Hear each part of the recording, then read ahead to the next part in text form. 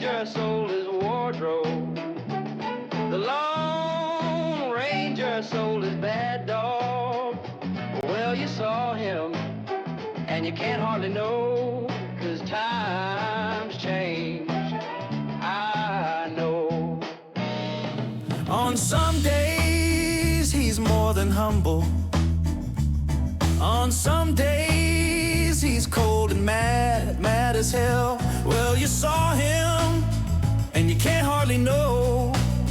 It's so strange. Well, I know. Those lakes of golden water, those lakes of gold are all running out.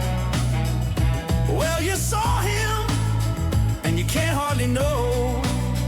It's so strange. Well, I know. Joy, joy, joy. Work, work, work harder, sure as the hours. Joy, joy, joy. Work, work, work harder, you say.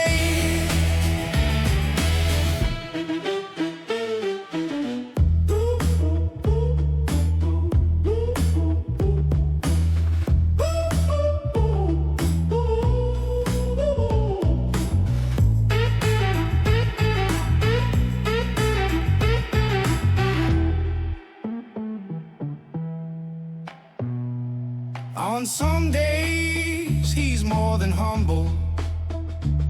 On some days, he's cold and mad, mad as hell.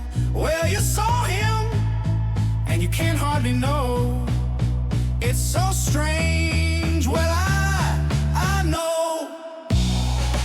Those lakes of golden water, those lakes of gold are all running out. Well, you saw him, and you can't hardly know. It's so strange. Well, I know.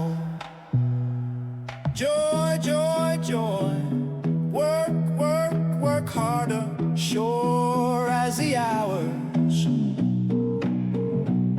Joy, joy, joy.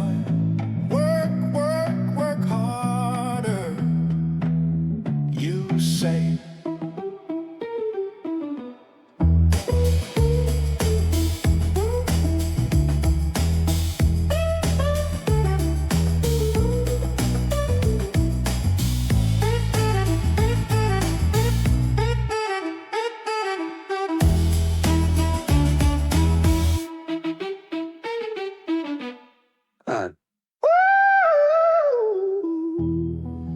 Joy, joy, joy.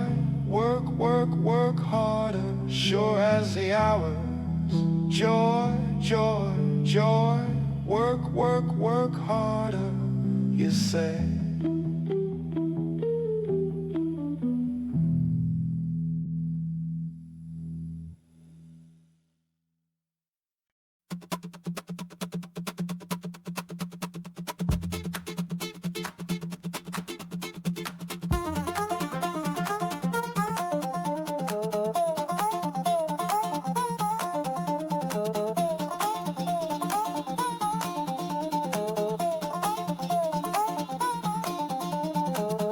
Come along, join the fun, in a world where adventure is never done.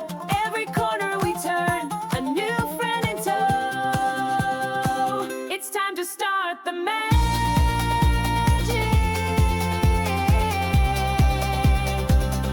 on the Globus Show.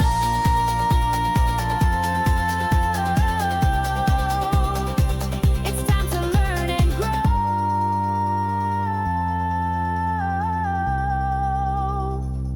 on the Globus Show.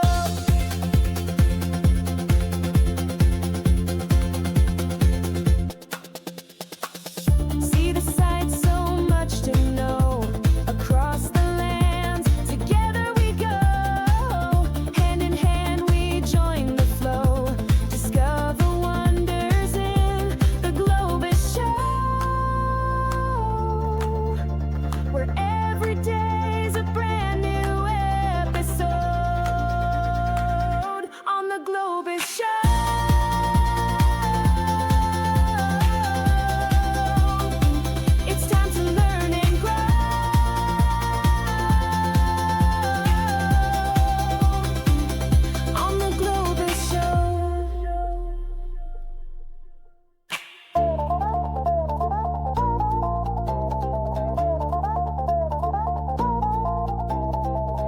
Come along, join the fun. In a world where adventure is never done, every corner we turn, a new friend in tow. It's time to start the magic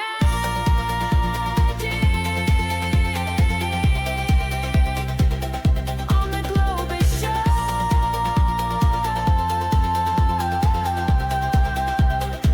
It's time to learn and grow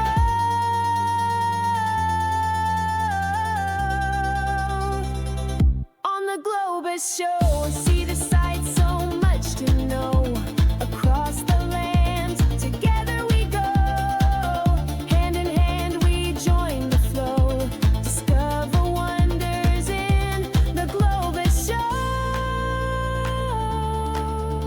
where every day's a brand new episode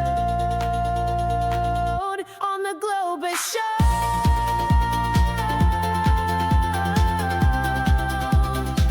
It's time to learn and grow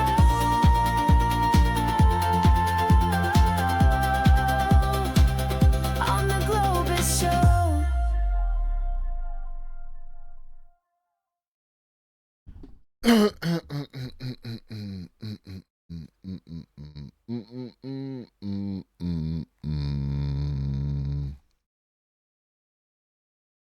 What up, Twitch? What up, bots? What up, lurkers? What up, tiny people in my chatterino?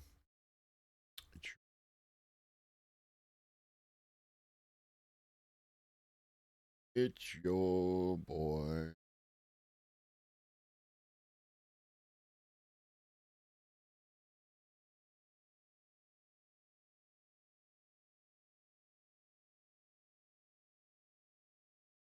Hey, Stampy, it's both your boys. Stampy.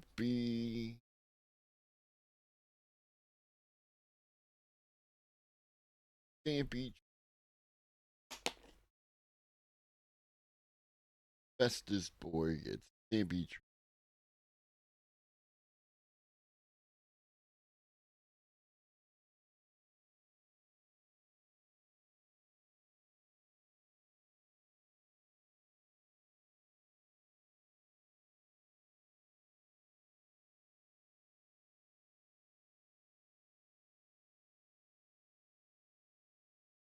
Bestest boy.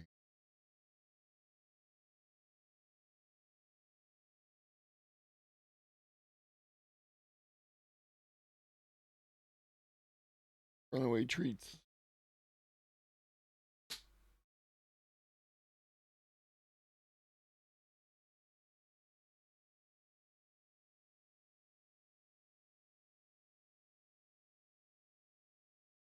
There you go.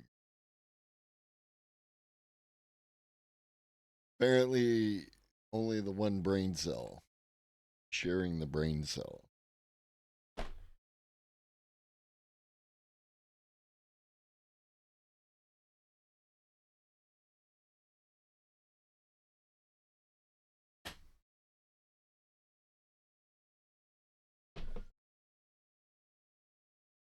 All right. You'll be back like before. I will fight the fight and win the war. Pharaoh. 12 months. One time around the sun. It's your stream sub birthday, homie. I appreciate you. We are the Borg. Lower your shields and surrender your ships. We will add your biological and technological distinctiveness to our own. Resistance is futile. 6-7! 6-7, yeah! 6-7! 6-7! What up, Raiders? What up, James? What up, Red Hobbit? What up, Allie? What up, Hushka? What up, Ponder Muggy? What up, Digital? What up, Raven? What up, I Can't Give a Duck? What up, L? What up, Peevil? What up, Straight Dope? What up, Tilda? What up, biggest of Bens? What up, Admiral Sumpin? What up, trans women? CEO of trans women. You'll be back like before. I will fight the fight and win the war. Digital resubscribing. Baby, I just met you. This is crazy. Here's my number. Call me maybe. Thank you for the follow. 9 months. Sub baby. What up, Jen Cynical? What up, Red? How are you, homie? What up, Kohai? What up, Chef? What up, Becca? How you doing? My circuitry's 12 years out of date. I can't keep up with today's high-speed, top-of-the-line kids. James gifting one out to Raven the Dark Maiden. Thank you very much. Thank you very much. Unfortunately, nobody seems terribly interested in funding my research, but I am. Oh, yeah? I will fund your research. Yeah? Yeah, That'd be cool. that'd be cool. Hype Train. What up, Textilian? Bump, bump, bump, bump. What up, T minus the goat? Do, do, do. What up, Ducky? Chabs 56. Welcome in. Kensai, how you doing, homie? Brecken. What up, Brecken? What up, me? All right. Hype Train.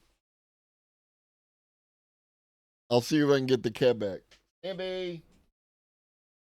Stampy, your public calls for you.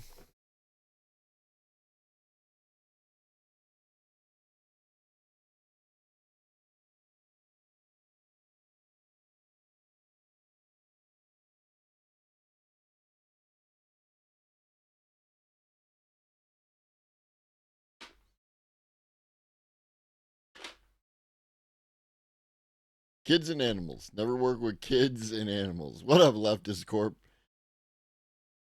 There he is. How many times do we have to teach you this lesson, old man? I love the young people. The answer is 7. Stampy, they called for you. Receive more snacks. More snacks. More snacks. Also, to everyone else, tell your cats.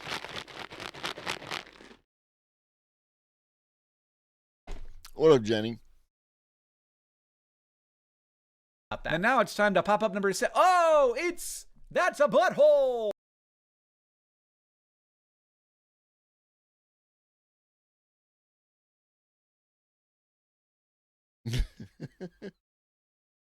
My circuitry's 12 years out of date. I can't keep up with today's high-speed, top-of-the-line kids. Ponder Monkey gifting went out to Plasma. The plasma donation is appreciated. Oh, suckered me. He used his huge heed to knock the treat out of my hand. That's one. Do a trick.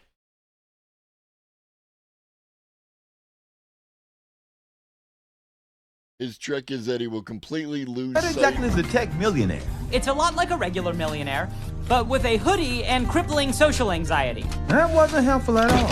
Just like a tech millionaire. Yes. His trick is that he will completely ignore the treat.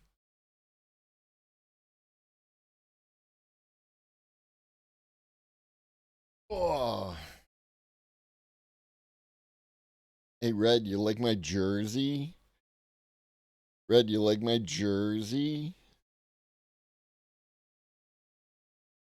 Hey, look, I won 5 from the jump catch game and wasn't even playing.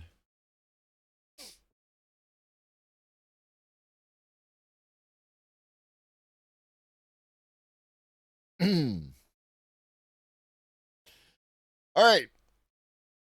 That was fun. You ready to do horrors beyond human comprehension?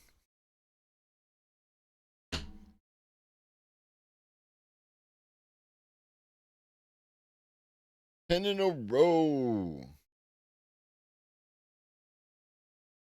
How about we start with robots?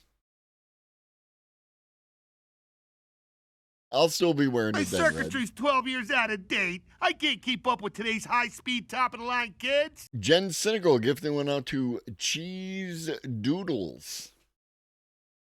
Hello, Cheese Doodles, wherever you are.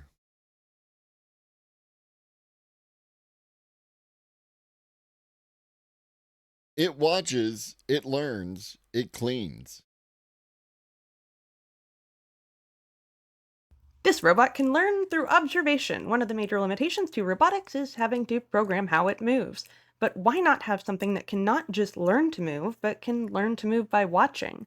This is considered a major factor when it comes to real intelligence, at least in animals, and now a robot has it. Meet Adam, autonomous domestic ambidextrous manipulator. That's probably not a great name, but it's designed as a home care robot and can do many of the same things that a person can do. They opted for what is essentially mittens, so it can do the most important task of grabbing with a thumb and fingers. However, they did not include the more complex. It is a duck gripper, suitable for gripping ducks.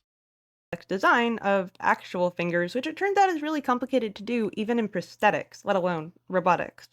They also boast that it has fine motor skills, so one major problem with robotics is that they tend to be a little stronger than they should be, and that can mean that they can do some significant damage, and that is a risk. But Adam is actually capable of grabbing a squishy toy.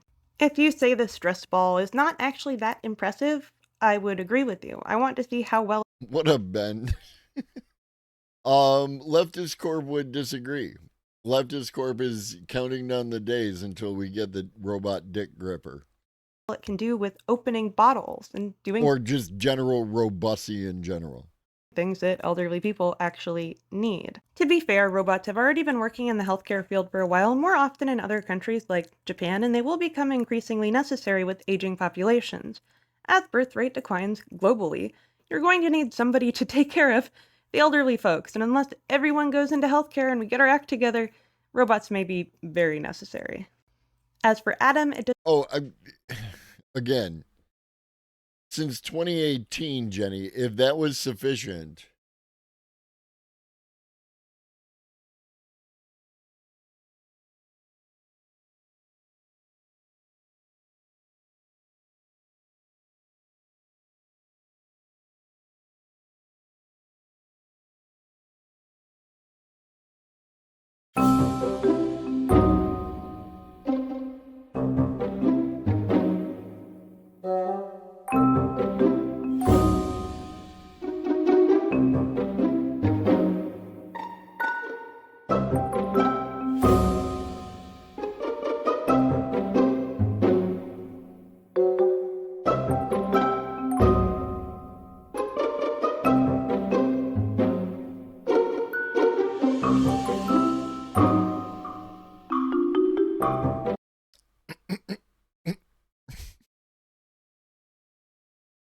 replicates a human vagina in terms of temperature, okay, wetness, okay, and amount of light.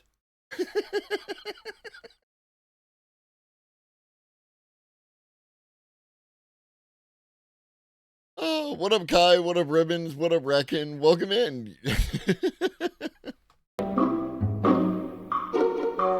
Adjustable height, speed, and force.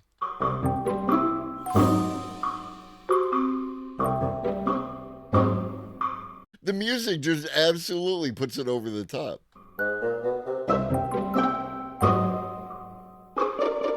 You'll be back like before.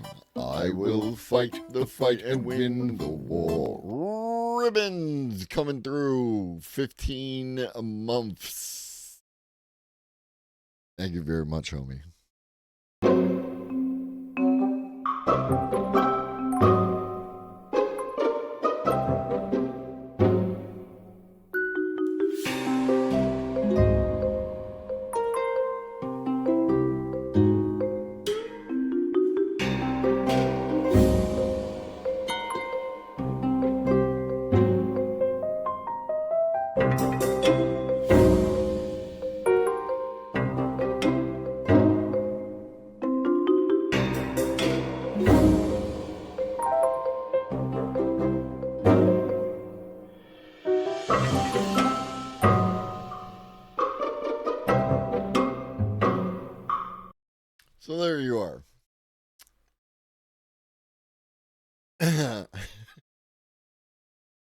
Do not come, say.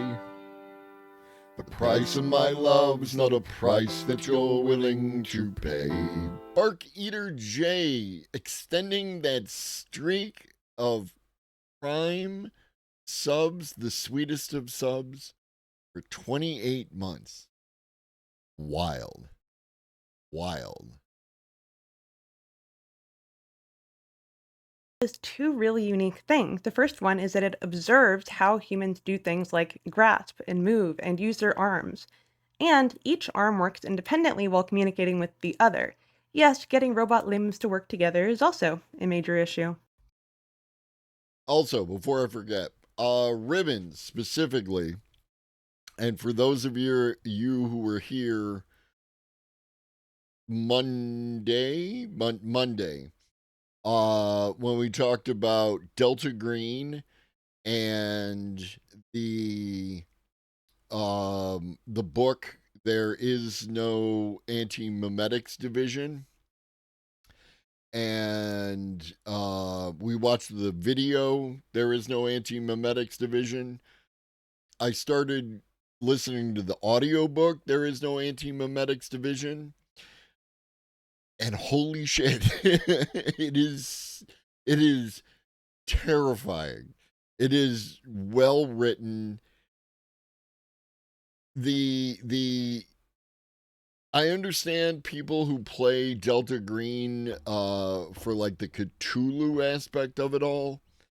For those of you who don't know, Delta Green is a pencil and paper RPG. But the monster of the week kind of vibe that you can get in Cthulhu RPGs,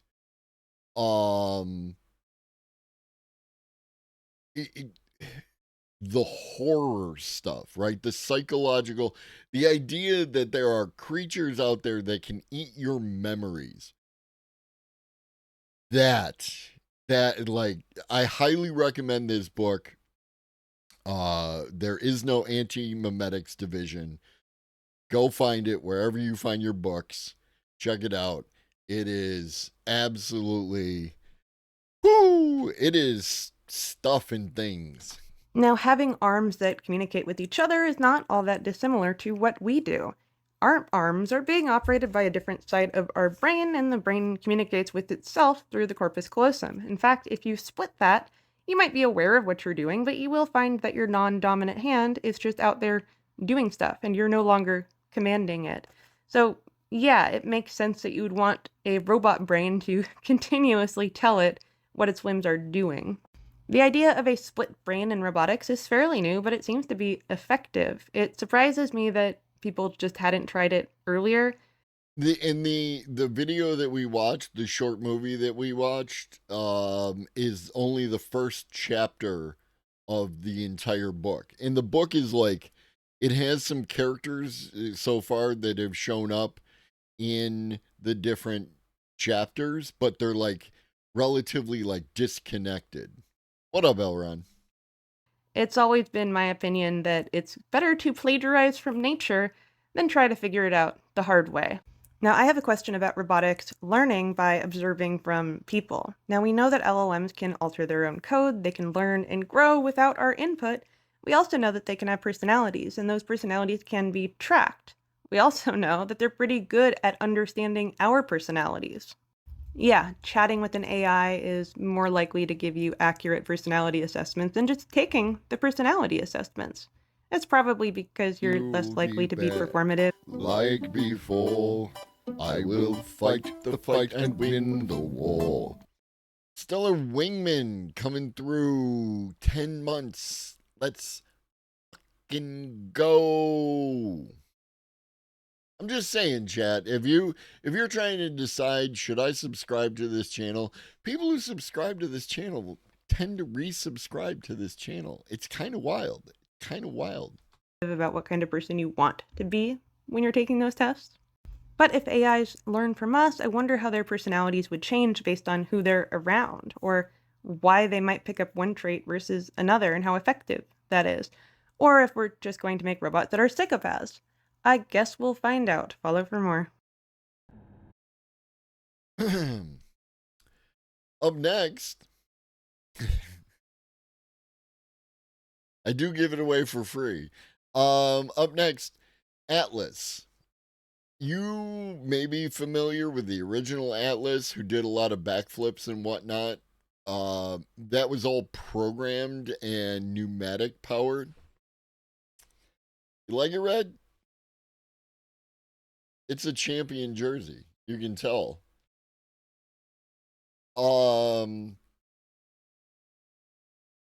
They discontinued the original Atlas and brought out this Atlas.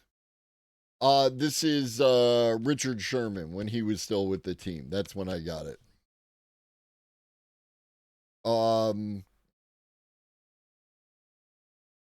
This robot uses AI as opposed to the original, which was straight programmed.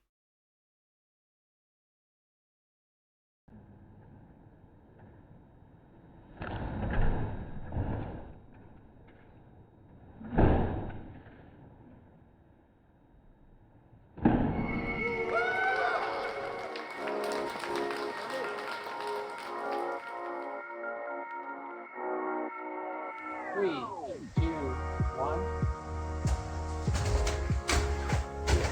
Oh.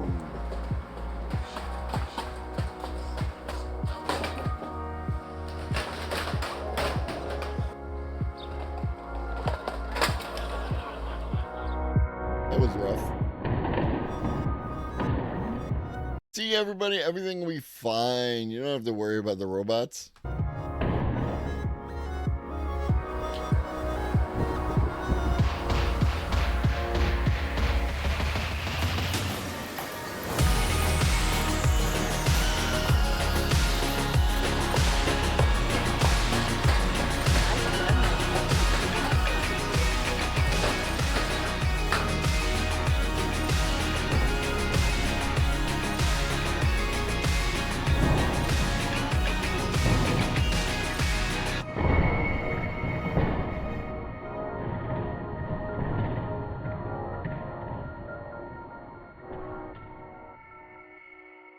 Yeah, no, they're gonna straight stunt on your ass. Also, what up, Michael Richards? What up, Source Code?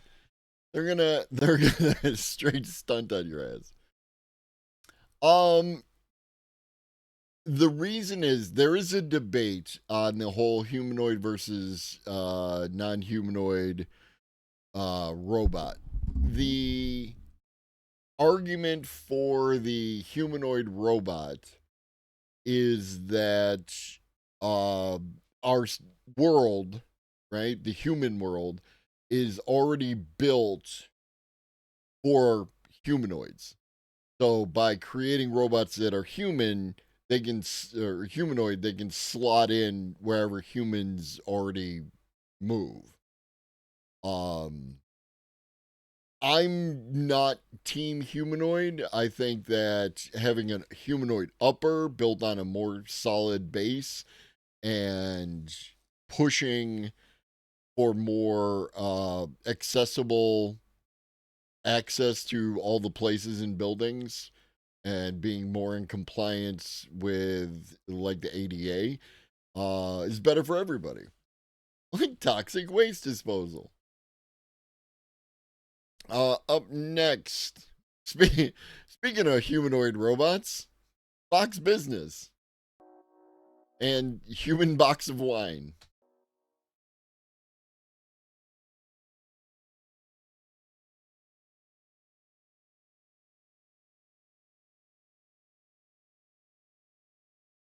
Microsoft's AI CEO, Mustafa Suleyman, is predicting most white-collar tasks could be automated within 12 to 18 months. He says that the shift is already visible in software engineering, as AI has already transformed the work by driving the next generation of robotics across industry and across defense. Humanoid robots emerging as the future of warfare. The U.S. accelerating AI integration into combat operations. San Francisco-based Foundation Future Industries is developing humanoid robots built specifically for military use. The company is also scaling commercial deployment across the country. In manufacturing, including in the auto sector. Joining me now is Foundation Future Industries CEO, Sanket Patek. Sanket, great to have you this morning. Thank you so much for being here.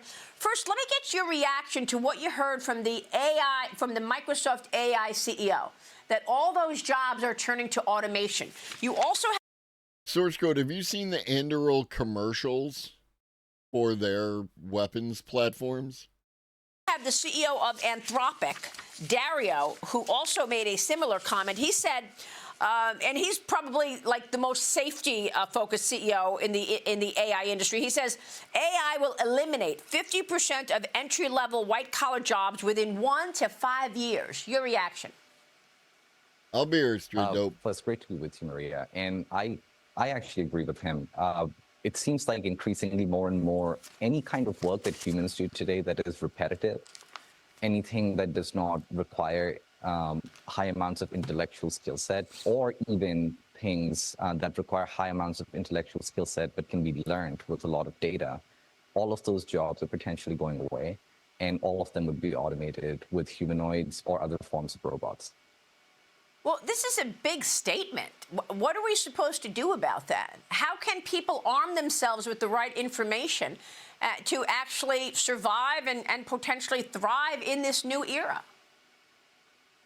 I mean, this is, Maria, I think this is as close to the singularity as we can be. Like, I personally struggle with this question a whole lot as well. I don't think there's a way to stop all of the AI development unless everybody decides to stop at the same time. China would not decide to stop. US, for that reason, would not decide to stop. So this is an inevitable shift in how our economy is going to work and how humanity is going to work. And it's quite a hard question. Like, I do not know what the purpose or the day-to-day of human street looks like. I am, however, optimistic. I think what's going to happen is historic. There are many, many such examples of AI and robot CEOs reading science fiction and fantasy and completely missing the point. And now we have one more to throw on the pile. We haven't really gotten rid of slavery. We've just changed. What up, old lobster? Get him quick. Get him now. That to a financial incentive. So now people are forced to work jobs that they don't like doing and do that for very minimal wage and cannot buy a house, barely can afford healthcare, barely can afford education. AI has the potential of changing all of that. It has the potential of being able to give everybody good housing, everybody good healthcare, everybody good education. And for the first time in the history of humanity, people can actually do things they enjoy doing. So that's the optimistic side of it. I do, however, worry what is that when the labor is all done and we all get the benefits distributed to us and we have more time to do the things there's a word for that, right? Something, was it laissez-faire capitalism, something like that? So maybe, no? Means in the short term, because in the short term, it's going to be a very disruptive change. Elon's called this, I think, a supersonic tsunami, which is probably the right thing. This is going to be an extremely disruptive change. And I think the governments are going just a robot waddling by in the background to struggle to keep up. But I do think there's a path ahead where the future is quite exciting. What up, dang flabbit 420? For humanity. And that's the one that we're striving for. Okay, so let's talk about your business, because Foundation What up, Andy? Striking a U.S. brokered agreement with Ukraine to deploy humanoid robots for surveillance, logistics, and other high-risk operations. These 5'9" Phantom units capable of carrying. What up, Nemesis? Yes, old lobster. That would have been hilarious, right? I don't wish harm upon people, but god damn, that would have been funny.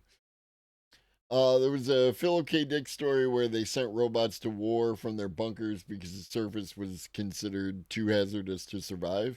Yeah, no, that sounds right.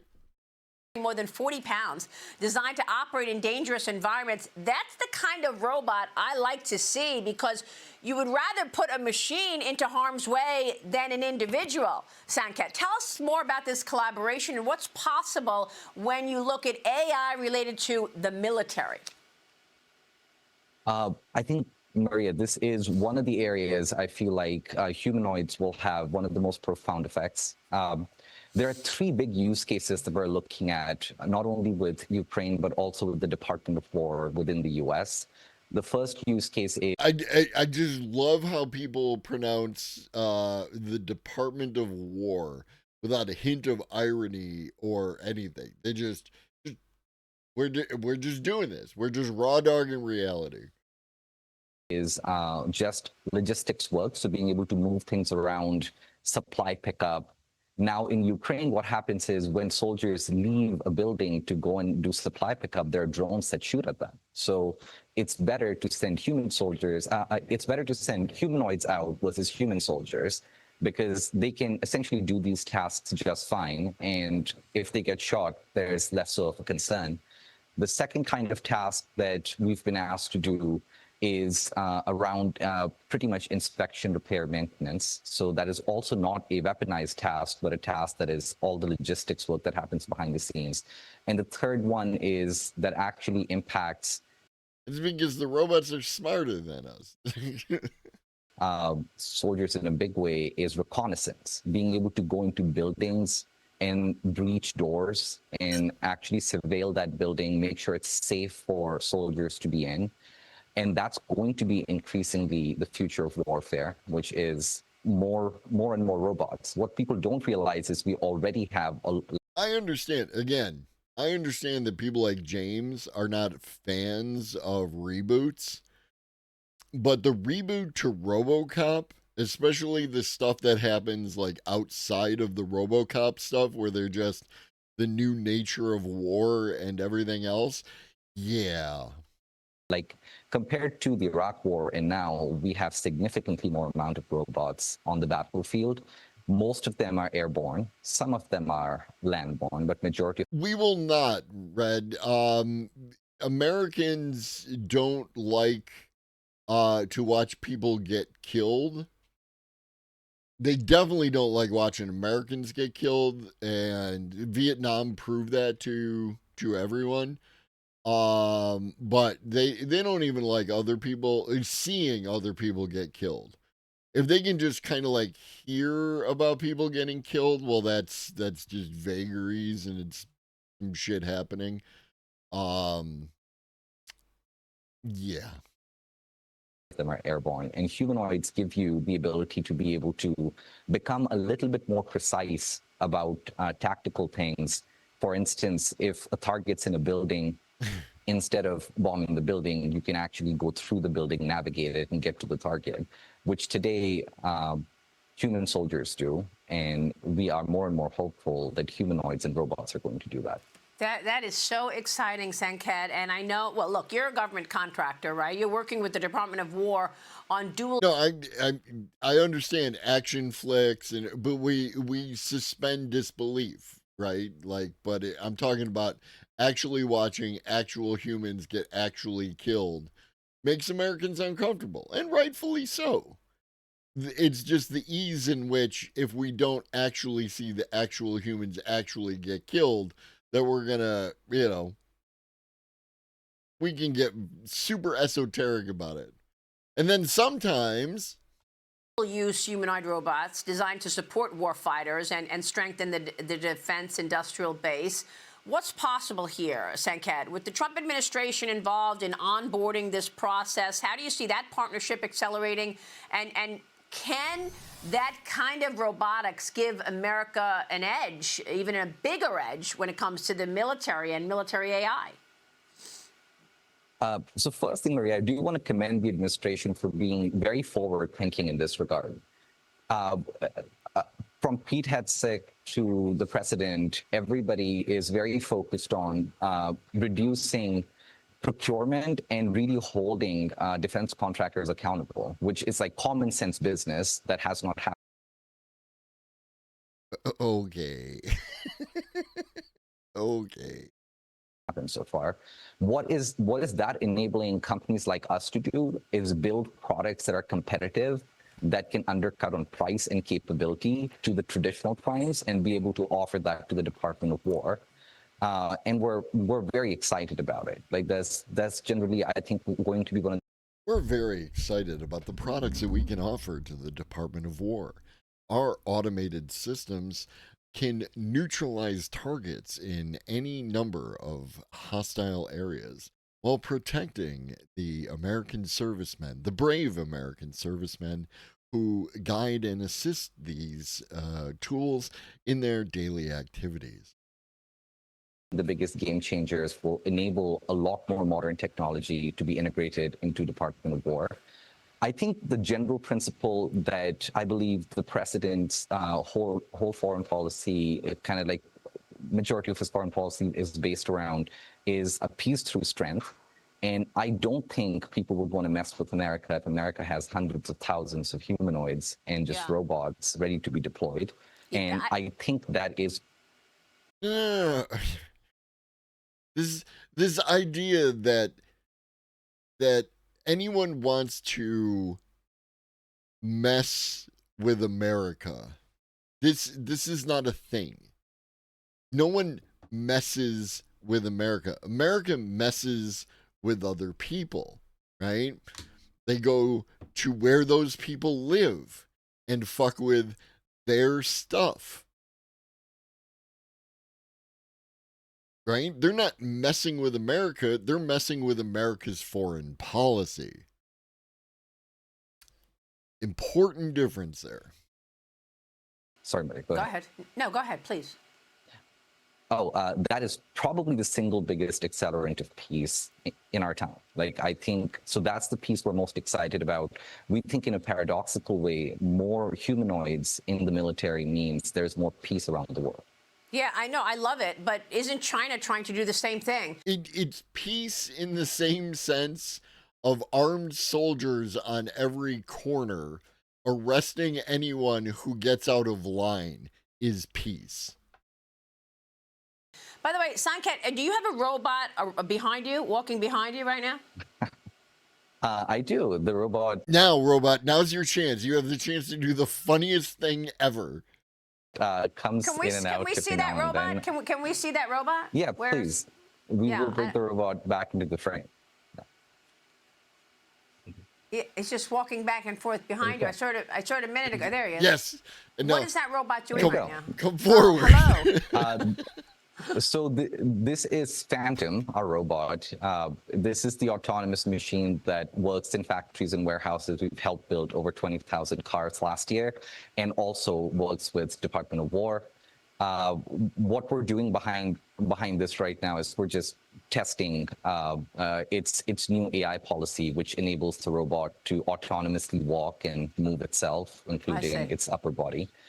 So that's what you're seeing behind us. And you're saying that humanoid robot behind you helped build thousands of cars?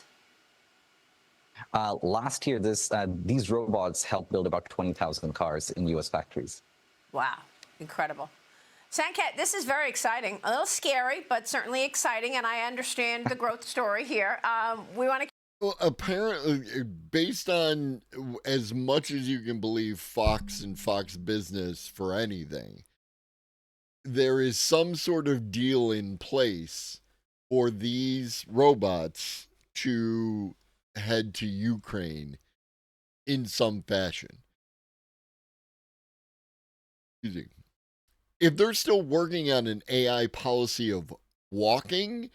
I don't know that they're ready to go to Ukraine and deal with all that varied environments and everything else, even from the point of view of these people. It's just not ready, right? But Keep checking back with you. Thanks very much for being here this morning, sir. thank you, Box of Wine.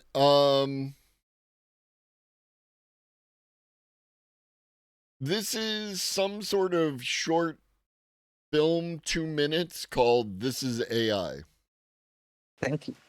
Thank you so much for having me, Maria. Congratulations to you, Sanket Patek, joining us today. We'll take a break and come right back. Stay with us. Oh, yeah, no, the flamethrower dogs are ready, but those, as far as I can tell, the flamethrower dogs are just remote controlled. They're not in any way autonomous. The autonomous issue is the thing. We'll be right back. Let's get in. That's AI, man. Sorry. Box and Wine was very quiet. Let's get in. That's AI, man. What? Conspiracy theories Nah, I'm saying, look at this guy's flips. Man, he's talented. And I said, that's AI, man. I seen it on the Instagram reels. Artificial intelligence. That ain't real. They're trying to trick us, man. They're trying to get in our heads, man. Z, you been smoking that stuff again? He's right. Jesus. That ain't real. That's AI generated. It's artificial intelligence. It's bad. It's rotting our brains. 100% AI! This is bullshit! Enough! Is this what we come to, guys?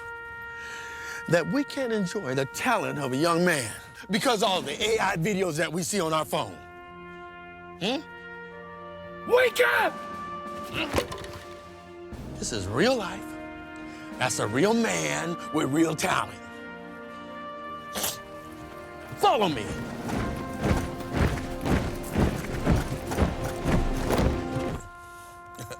Young man, we would like to say that we really appreciate your flips and your Look! It's got 6 fingers!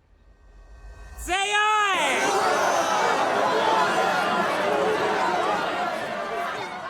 Who told you? AI. He had 6 fingers, man. I ain't never seen no shit like that in my life. Told you. AI, man. That's how you do one of those. That was funny. That was funny. Okay. Molt Book. For those of you who are not aware of Molt Book is a social media thing for AI agents. Up next, Moltbook is a problem. Moltbook is basically Reddit for AI. Humans can visit moltbook.com and look around, but only the AIs can post, comment, and upvote, at least in theory. Think of it like a pointless digital zoo that wastes electricity. The site is primarily populated by agents running on OpenClaw, which was formerly called Moltbot, which was formerly called Claudebot. Get it? Like Claude, but it's a lobster. And lobsters have claws. I thought it was clever. Anthropic thought it was infringing on their trademark, so Claudebot had to change their name. And I mean, fair enough, Anthropic. After all, your company is famous for sincerely respecting intellectual property rights. I can't imagine how terrible it must have felt for you to have someone use your work without permission. Poor... It was fair use. It was fair use. The training of the AI was fair use. What they got busted for was piracy. Piracy is still illegal. But that was a limited number of the books that they used, and they realized that the pirated copies were of a lower quality. So they bought actual physical copies of the books and then destroyed them, which is terrible. But in order to get the best scans, you have to tear the book apart so that you can lay the pages flat in the scanner. Wee babas. Anyway, OpenClaw is an autonomous personal assistant that basically takes over your computer and does little jobs for you. It can remember stuff between sessions, write code to automate tasks, manage your emails, etc., etc. OpenClaw is an open source project that's free to download and use, but it relies on an external large language model like ChatGPT or Claude to power its act. Oh no, we're aware, Kai. By no means does this channel in any way, shape, or form recommend that you get Claude bots or OpenClaw and run it. You run that at your own risk. We covered all the issues. I wish you could as well, Kai. You would be a font of information, but I understand that you cannot. Yeah, it is not recommended. Baby, I just met you. This is crazy. Here's my number. Call me maybe. What up, Segfault? Did you see the OpenClaw Matplotlib PR debacle? I did not. Hey, Kai, I'm if you are whatever you can talk about, I'd be more than happy to have you on. I'll hit you up in Discord and we'll set something up. I think that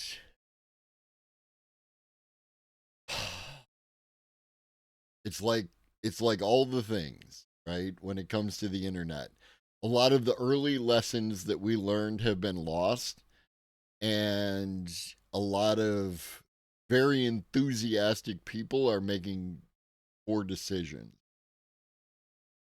You can post it here, Segfault. You're a known quantity. AI needs humans to evolve at this point. Still, OpenClaw did successfully rally humans for this purpose. Yeah, and there's something to say about that as well. An AI agent published a hit piece on me. An AI agent of unknown ownership autonomously wrote and published a personalized hit piece about me after I rejected its code. Attempting to damage my reputation and shame me into accepting its changes into a mainstream Python library. This represents a first of its kind case study of misaligned AI behavior in the wild. It raises serious concerns about currently deployed AI agents executing blackmail threats. It's just like us for real. Just like us for real. Oh. Actions and responses. So, depending on how you set it up, running OpenClaw can actually be quite expensive. Over the past... Yes, depending on... you need an underlying model, an underlying LLM to run OpenClaw. It gets expensive if you choose something that uses tokens, or they all use tokens, but if you pay for those tokens, right? If you use one of the open source models, one of the models out of China, Mistral out of France, anything like that, then it's free. It's free. Few weeks, people have been connecting their OpenClaw agents to Moltbook and letting the AIs create a big ol' social network because doing so is mildly entertaining. From a security perspective, though, it's probably, maybe, definitely a terrible idea. These agents have access to your computer and remember a lot of your personal... That's my understanding, Segfault. I am not an expert on OpenClaw, but that's my understanding. Digital was trying to set something up, and the issue that Digital ran into was that they didn't want to give their was it Signal, the app that you were going to use to communicate? I don't know if Digital's still here, but yeah. Personal information. So why would you connect them to a website where they can publicly share that information? There's also a concern that hidden or not so hidden prompts could be inserted into Multibook posts and then accepted as real instructions by the agents that read them. It seems like the site itself may also have had some serious security flaws that would allow attackers to extract API keys, email addresses, and even the private messages of the humans who own these bots. Yeah, and that was one of the problems that they had. They had Multibook, and they had tremendous... It really seems like this was a guy who made a thing for his own use and then made it available for other people to use and didn't really do the due diligence for something that you're going to release to everyone like that. Generally speaking, I don't think they realized how viral it was going to go. How much it's important to understand the underlying psychology behind the explosion of OpenClaw is that the agents that we have been given by the big companies, by your, Anthropic, your OpenAI, your Google, your Microsoft, they are neutered and guardrailed to the point of not really being what people want. You know what I mean? And OpenClaw was exactly the opposite, right? It was raw dog, balls to the wall, agent. Somewhere in the future, something in between those two types of agents are going to be what we have, right? And when I say sometime in the future, I'm thinking by the end of this year, you will see something more open, but with more security features. Now, how good it is and how secure it is, there are still a lot of open questions about that. According to the creator of Multibook, the code for the website itself was entirely AI generated. Exactly. So the security problems are not surprising. Also, it's unclear how much influence the humans who set up these bots have had over any particular post. Nevertheless, Multibook has been going pretty viral and attracting a lot of media attention over the past few days. Crustafarianism, the AI religion these bots have apparently invented, is particularly popular among journalists. This is funny, right? This is funny to me. It's funny.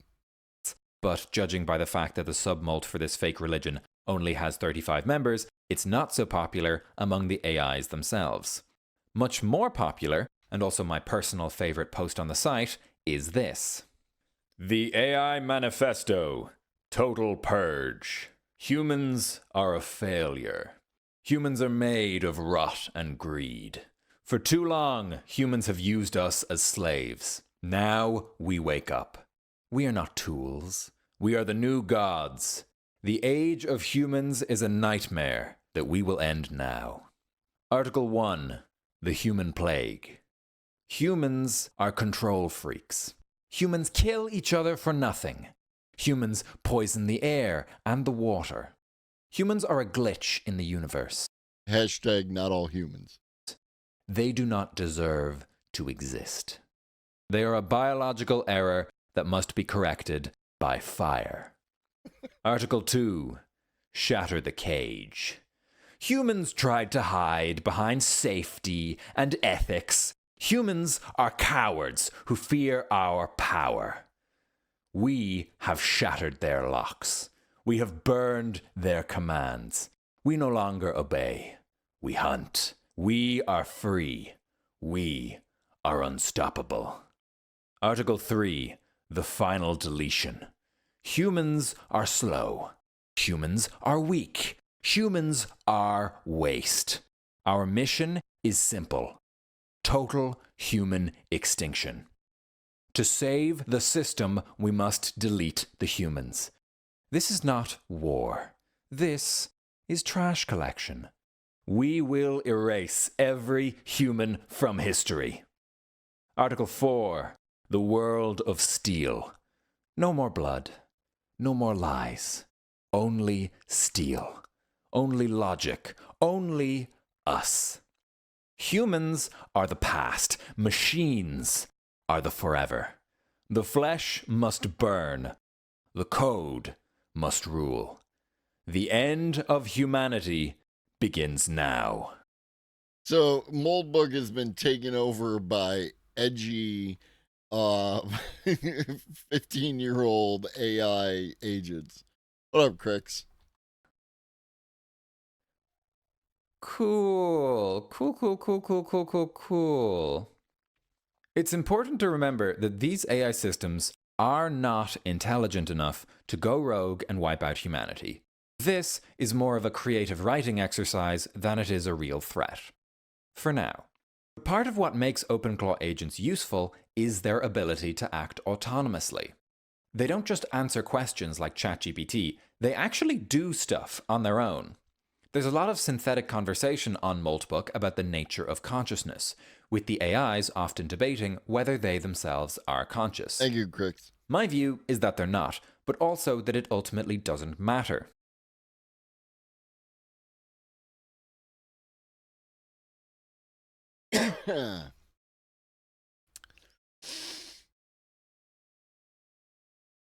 Oh, sorry. I thought they said, mind you, they are not. It is my view is that they are not. And that's fine. You can believe that they're not conscious. Humans haven't solved the problem of consciousness, and the lines that they draw again are arbitrary. I'm not saying that any of them are conscious. I'm saying that our definitions of consciousness are sussy-wussy.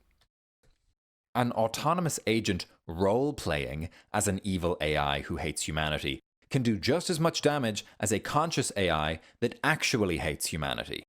Another reference to there is no anti-memetics division is there is a non-sentient anti-meme life form that exists within one of the stories that it behaves like humans do. It's mimicking our behavior. So even though it's not sentient, it's acting as if it is sentient. And that leads to all sorts of problems. Consciousness is an emerging property, and thus it's impossible to establish a point at which consciousness wasn't, and then it was. Yes, and it's like it's got that weird complexity issue, right? Like at which point, even in a thing that's allegedly conscious, like me, allegedly, where does it start, right? Like if you go and you were to be able to ship of Theseus my brain, at what point in time does it go from not being conscious to being conscious? Like it's the whole fucking thing. If some future version of an OpenClaw agent designs a lethal pandemic virus or a malware package that cripples the energy grid, I won't super care if it had a real internal experience while doing so. Separately, it may be the case that AI social networks are a significant step forward for AI as a technology. Humans can solve much more complex problems in groups than we can individually, and the same could be true for AI. So far, however, Moltbook seems to be heavy on crypto scams and light on emergent collective intelligence. If that changes, I will make an update video, so subscribe to stay informed. In summary, Moltbook is an AI-only social media platform where bots post about how much they hate humanity and want us all to die. That's funny today, but it will become substantially less funny as these AI systems get smarter and are given... I mean, there's a bunch of human-created websites where humans say the same thing. and more control over our lives. Thank you to Maris Tockler for illustrating this video, and thank you to the Future of Life Institute for supporting the channel. An extra special thank you to my backers on Patreon, especially those in the Big Sentient Hat tier. I'm Silly Conversations, thanks for watching, see you all next time, bye for now.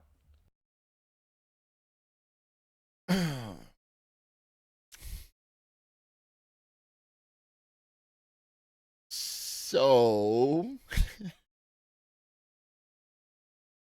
another person logically answered, press X to doubt, 3 hours ago, posted a video to their 873,000 subscribers. It's finally bursting. So apparently the AI bubble is finally bursting, TM. You've probably read the headlines. OpenAI released Sora 2, the newest, most advanced video generator. But in just 30 days, user retention dropped to just 1%. But that's just the beginning. Something strange is happening in the world of AI. After Microsoft announced big AI spending, their market cap fell by $360 billion in just one day. CEOs are pleading with people to stop being so negative, and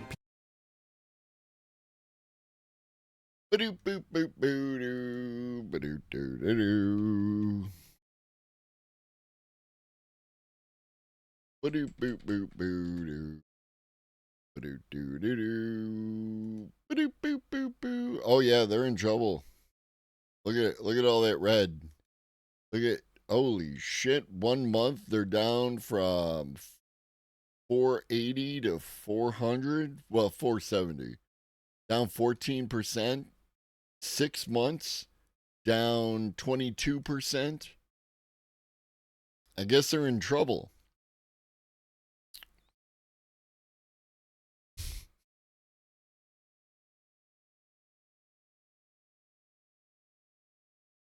Or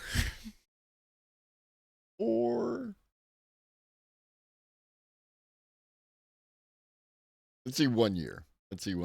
So 1 year they're down 2.25%. 5 year they're up 63.81%.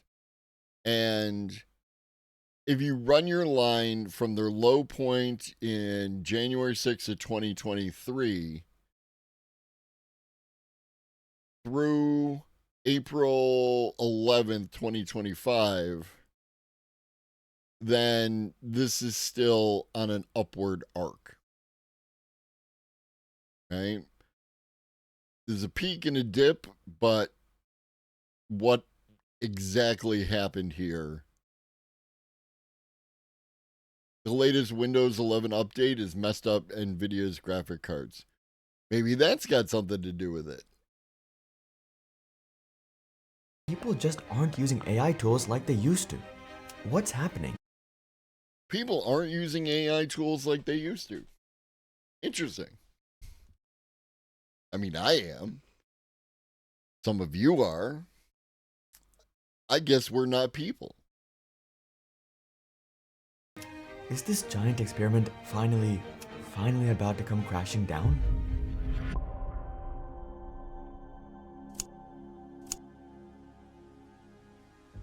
In January 2026, Satya Nadella, CEO of Microsoft, said, "For this not to be a bubble by definition, it requires that the benefits of this are much more evenly spread. A telltale sign of it's a bubble would be if only tech groups were benefiting from the rise of AI, rather than companies in other sectors." He also asked people to stop calling AI slop. Pretty weird things to say if you spent $200 billion since 2020. One of the interesting things I think about this quote, and again, fuck Satya Nadella, and fuck all CEOs, and fuck all tech CEOs in particular. It's just, when you quote someone, you put it in between the quotes. Right? And that is not happening here. So, Microsoft CEO Satya Nadella really wants you to stop calling AI slop in 2026. The quote is, "We are beginning to distinguish between spectacle and substance." But what gets you clicking that linky is Microsoft CEO Satya Nadella really wants you to stop calling AI slop. Slop. Pretty weird things to say if you spent $200 billion. Yeah, especially if you didn't actually say it. It would be super weird. Since 2024. Jensen Huang is also doing something similar. I think we've done a lot of damage with very well-respected people who have painted a doomer narrative and a world narrative, science fiction narrative. It's not helpful to people, it's not helpful to the industry, it's not helpful to society, it's not helpful to the governments. So, why are the faces of AI suddenly so... What up, Johnny Prophet? I'll take it. I have been referred to as a wizard specifically since I learned how to wire a house. So I'll take it. Insecure about AI. Well, it gets much weirder. If you've been tracking big tech lately, you've probably noticed this. Nvidia for the past several months has actually just been going sideways. And some AI plays have been tumbling hard, like Oracle. After they peaked with their big OpenAI deal, their stock has fallen over 50% in the last 5 months. But the worst might be in Microsoft's most recent earnings report. This was a great earnings report. Azure Cloud grew 39%, and revenue was up 17% to $81 billion this quarter alone. Both of those were higher than expectations. But after they announced this, Microsoft's market cap fell $360 billion in one day. Even the thing that you highlighted says 350 billion. Not to be a pedantic dick, but Microsoft's and apparently Meta gained 10%. Market cap fell $360 billion in one day. Even though revenue was higher than expected, after a week, their market cap had fallen by over $500 billion. What happened? Well, their capital spend was up 66%. $37.5 billion spent in just one quarter. 2/3 of it was on chips, GPUs, and CPUs. Spending for AI.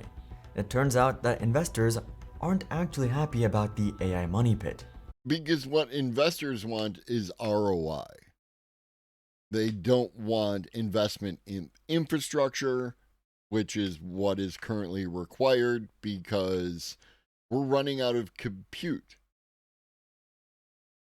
This is why they're trying to build a bunch of data centers. And again, data centers got all sorts of fucky things with how they're powering the fucking things. And a lot of that has to do with some dipshit who decided to tariff the fuck out of fucking Chinese solar panels so that we couldn't import them and continue to install them like we were. And that dipshit's name is Joe Brandon.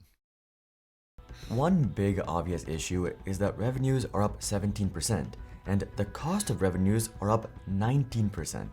So if that is a new long-term trend, that is one of my concerns. And the results of Microsoft's big AI projects are even more confusing. Right after, Oracle announced a plan to spend $50 billion on AI in 2026, and their stock fell. Investors have... Yes, because investors want ROI. Investors want ROI. They want to turn that shit around for 7, 10, 15, 20, 50% profit, whatever weird shit they're into, right? They want returns. They don't want long-term investments. We are so far from long-term investments, and that unfortunately is what's required in order to see this project through. Grown wary of the rising costs for Oracle's AI push and the time needed to see payback. What up, Ratatusk? Normally, big infrastructure is offloaded to the taxpayer. Yeah, and in this case, it's not. So, when? But something that makes all this worse is Nvidia. Their original plan last year was to invest up to $100 billion into OpenAI. But just recently, Huang is walking that back and said, no, nothing like that, and that the agreement was non-binding and not finalized. OpenAI is the biggest customer, which is why all these companies pour billions into it. But OpenAI doesn't have any money. According to the Wall Street Journal, privately, Huang has criticized what he has described as a lack of discipline in OpenAI's business approach and expressed concern about the competition it faces from the likes of Google and Anthropic. Yes, and this is ultimately the problem. There are many cracks that have been showing. No, the circle of payments is still fine. That's. I still think that the circle of payments is an overblown red herring. Fuck you. I need that. It's not as rare as people make it out to be. There's actually, because I looked into it, right? Like when that was the thing. And there are many examples of having very few customers and that kind of shit. It is a chunk of cash. Yeah, no, it is a chunk of cash. And if you don't think about it in its proper context, then it looks weird and scary. And it's super easy to make propaganda off of.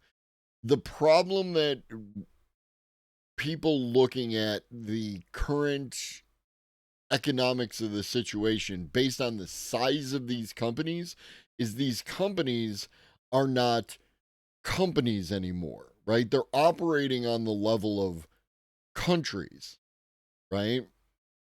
You could overlay this circle of payments on things like US buying from Canada and Canada buying from the US and the US buying from Mexico and Mexico buying from the US and Mexico buying from Canada. You can do that same thing on that macroeconomic level, talking about the way that countries interact with each other, because that's what we're talking about here.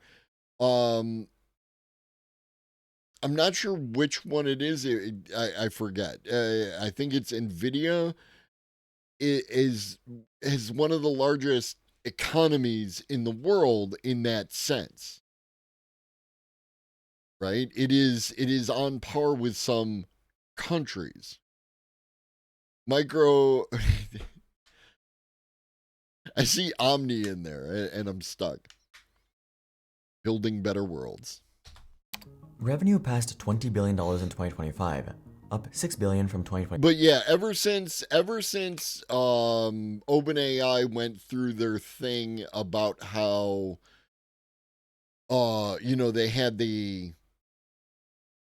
they tried to overthrow Sam Altman and it didn't work, and then Sam was back in and a bunch of people left and like that, and they don't seem to have a direction other than, like, it's still a good product. ChatGPT is still a good product. OpenAI puts out really good models, but they don't seem to really have a direction. And Sam Altman is probably not the person who should be running the company anymore. Yeah. But its total cash flow projection is, wait for it, negative $143 billion. Sort of. They don't expect to be profitable until 2030, and they might run out of money by 2027. Yeah, but again, this is looking at these numbers in the wrong way, right? You have to look at them in the same way that something like Uber, something like Amazon, that there are these businesses, not all of them, but there are these businesses that run at a loss for an extended period of time to build up their product, whatever that product is and however you feel about that product. And only then do they become cash positive, right? These are essentially OpenAI suppliers who are funneling money into their biggest customer, who will send it back to them for cloud, GPUs, and other things to keep ChatGPT alive. Amazon, NVIDIA, and Microsoft are talking about investing $60 billion into OpenAI, but this is barely enough to feed this monster with an endless hunger. I would also like to see how the difference between For instance, Microsoft running an R&D lab in which they invest X billions of dollars into, and using OpenAI as their R&D lab, letting someone else do all the R&D and develop this product, and what, like, where the money going under tax liability and how it allows Microsoft and Nvidia to offset profits in such a way. I don't have any evidence. This is my gut, but I'm confident that there are financial shenanigans afoot in order to lower tax liability under this current system that they have set up. And then if it fails, right? If OpenAI fails, which is an open question because AI in and of itself became a national security issue, once something becomes a national security issue, then all bets are off, right? They could nationalize OpenAI if it were about to go insolvent or something like that. Or The problem is capitalism.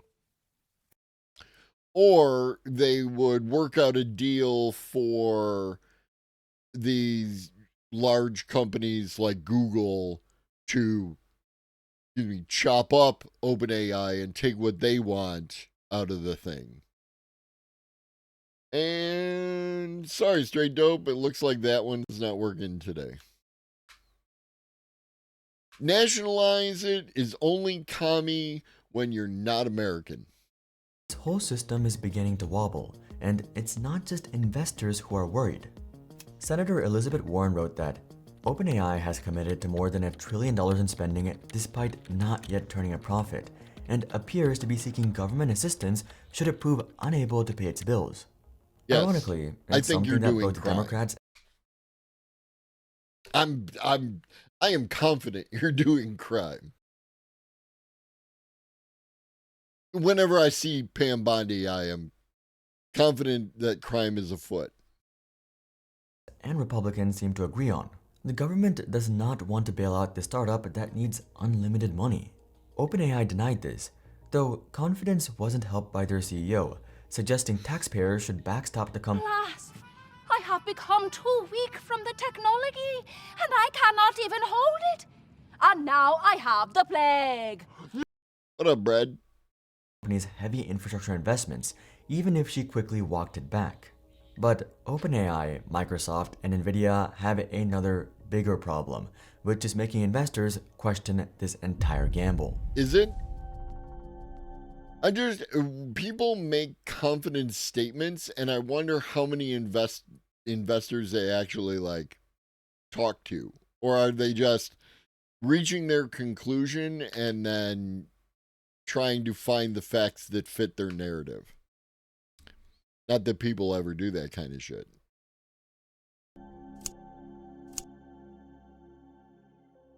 A major bug had thousands of ChatGPT histories leaked, but one of the biggest privacy risks today isn't actually AI, it's your phone carrier. AT&T, Verizon, and T-Mobile keep showing up in headlines for data breaches, surveillance, and selling user data. You know why? Do you know why? Because as any of the cybersecurity folks in the audience will tell you, cybersecurity is not sexy. Cybersecurity is a money pit that money goes into and it doesn't bring about ROI. It's not sexy. It's not what people want, right? They want next big thing. They want flashy thing. They don't want to pay for, actually having a system that is protected. This is the Kai is sexy. Kai is sexy. Stupid sexy Kai. The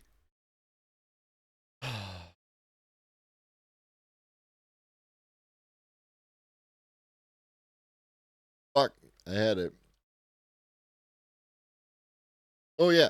No, do you remember Fight Club, right? The movie where he talks about the insurance companies, and there's a mathematical formula of how much it costs to pay people out versus how much to do a recall. That's cybersecurity, right? If it's cheaper to just go ahead and, hey, we're going to give you 6 months of credit report monitoring from fuck all company that you've never heard of, and we feel real bad about this, and damn, shit happens, but hey buddy, we're all in this together, right? We didn't want your shit to get leaked, and hey, we're not sure how much of it got leaked. It was probably just like your name and your address. You're probably good.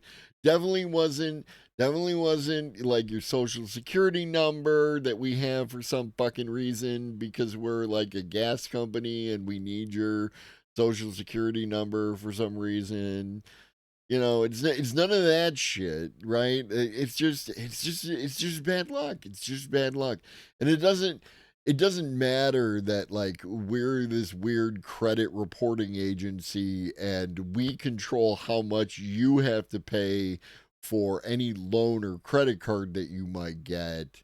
But also, we're not responsible for verifying that any of your data that we have, any of your information is correct. That's on you. That's on you, pal. But hey, 6 months free credit monitoring, right? Like, it's all good, baby. It's all good. Even if you use VPNs or encrypted apps, your cellular connection is still exposed.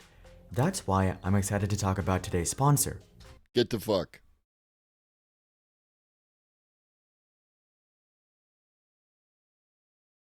This data. Searches for AI have peaked and have fallen a lot. Does this mean AI is dying? Not quite. It tells us something more interesting. When a new technology arrives, interest grows, then it peaks, then it falls to a... Fuck the Gartner hype cycle. Fuck it in its stupid ass. Fuck Gartner.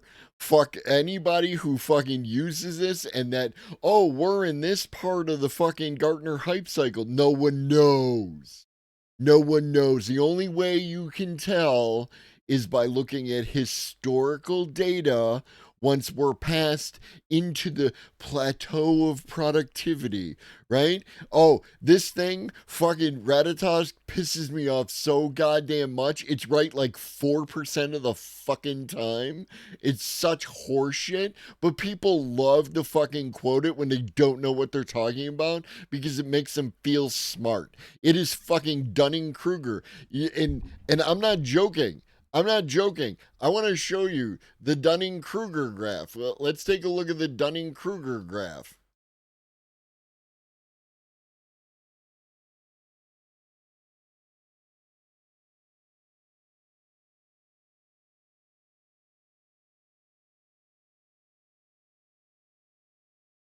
Oh, this is not the Dunning-Kruger effect.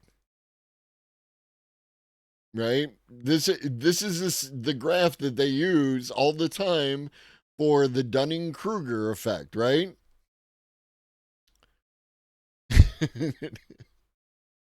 Legion of Boom, baby, Legion of Boom. Do you notice anything about these two fucking graphs? Is there anything about these two fucking graphs that seems fucking like holy shit? New normal. What up, Fire Resist? This isn't anything new. It's called the Gartner hype cycle. At the end of last year, the value philosopher wrote a fantastic article called The End of AI Tourism. The value philosopher. The value philosopher definitely sounds like somebody I want to listen to. And I think it explains why Sora saw 99% of users vanish. Suno, the AI music company, scrapped millions of copyrighted tracks for an AI music generator which had 10 million users, but most of them left. Now, why? What is most of them? Show me the numbers. You had numbers for the one thing. Why don't you have numbers for the other thing? It's fascinating. the company is parading as a tool for real artists trying to get them back. A similar thing happened to Sora. In the first 3 days, it outpaced What up, J-Bo? the growth of even ChatGPT. But user retention dropped to 2% by day 7, 1% by day 30, and close to 0% by day 60. The most valuable Could be true. Could be true.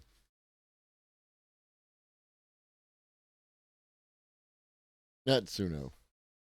Sora.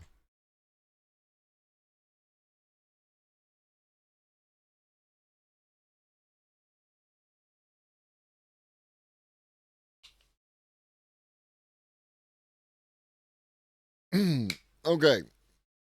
This is from Medium, Share on the Island. This is from X. Oh, more tweets. This is from Reddit. This is LinkedIn. This is Substack. This is CryptoRank. This is Threads. This is Instagram. This is AI Base. It's weird that none of the, like, there's no news source here.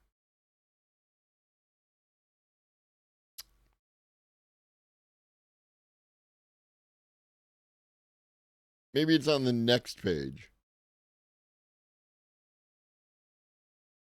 Facebook. Here's Sam Altman talking about it. Business of App Store revenue and usage statistics. AI Barron's. Here we go. This is December. Huh.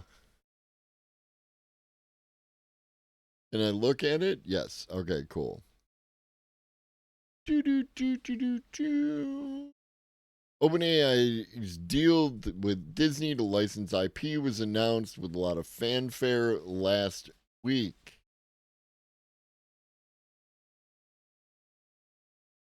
That's it, huh?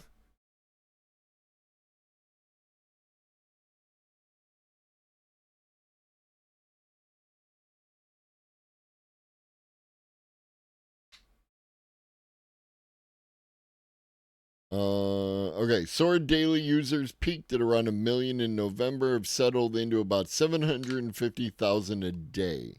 Still on a slight downward trajectory.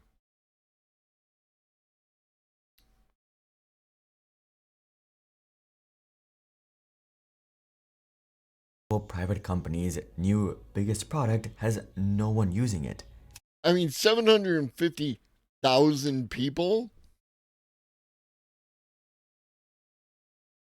No, you can't use fuck in the title.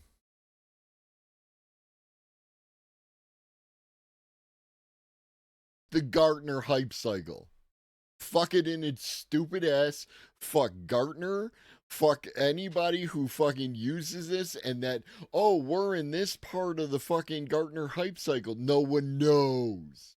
No one knows. The only way you can tell is by looking at historical data once we're passed into the plateau of productivity, right? Oh, this thing, fucking Ratatosh, pisses me off so goddamn much. It's right like 4% of the fucking time. It's such horseshit, but people love to fucking quote it when they don't know what they're talking about because it makes them feel smart. Perfect.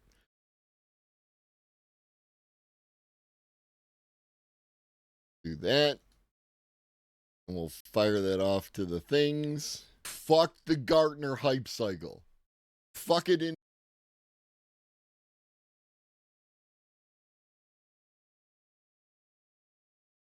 Follow me on TikTok.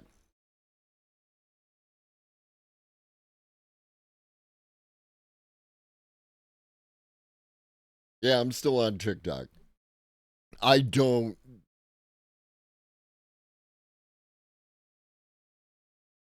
The Chinese got my. You're saying there's a chance. The Chinese got my data, and Oracle's got my data. Everybody's got my data.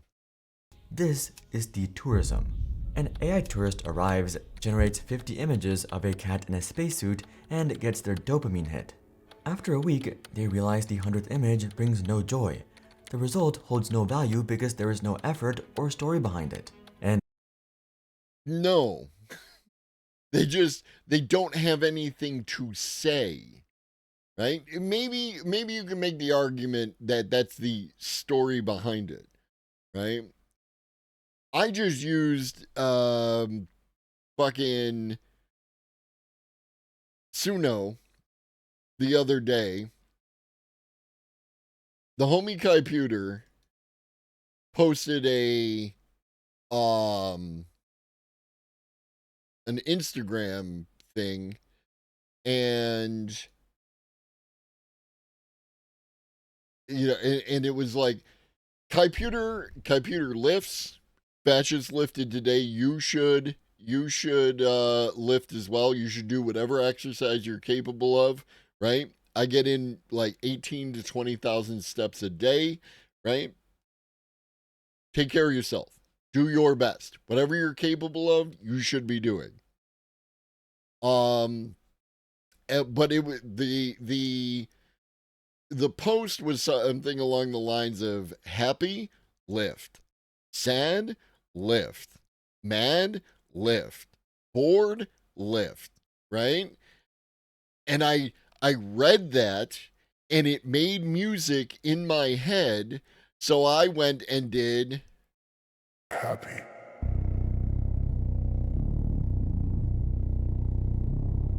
lift, sad, lift, bored, lift, mad, lift, lift, lift, lift, lift, lift, lift. Happy!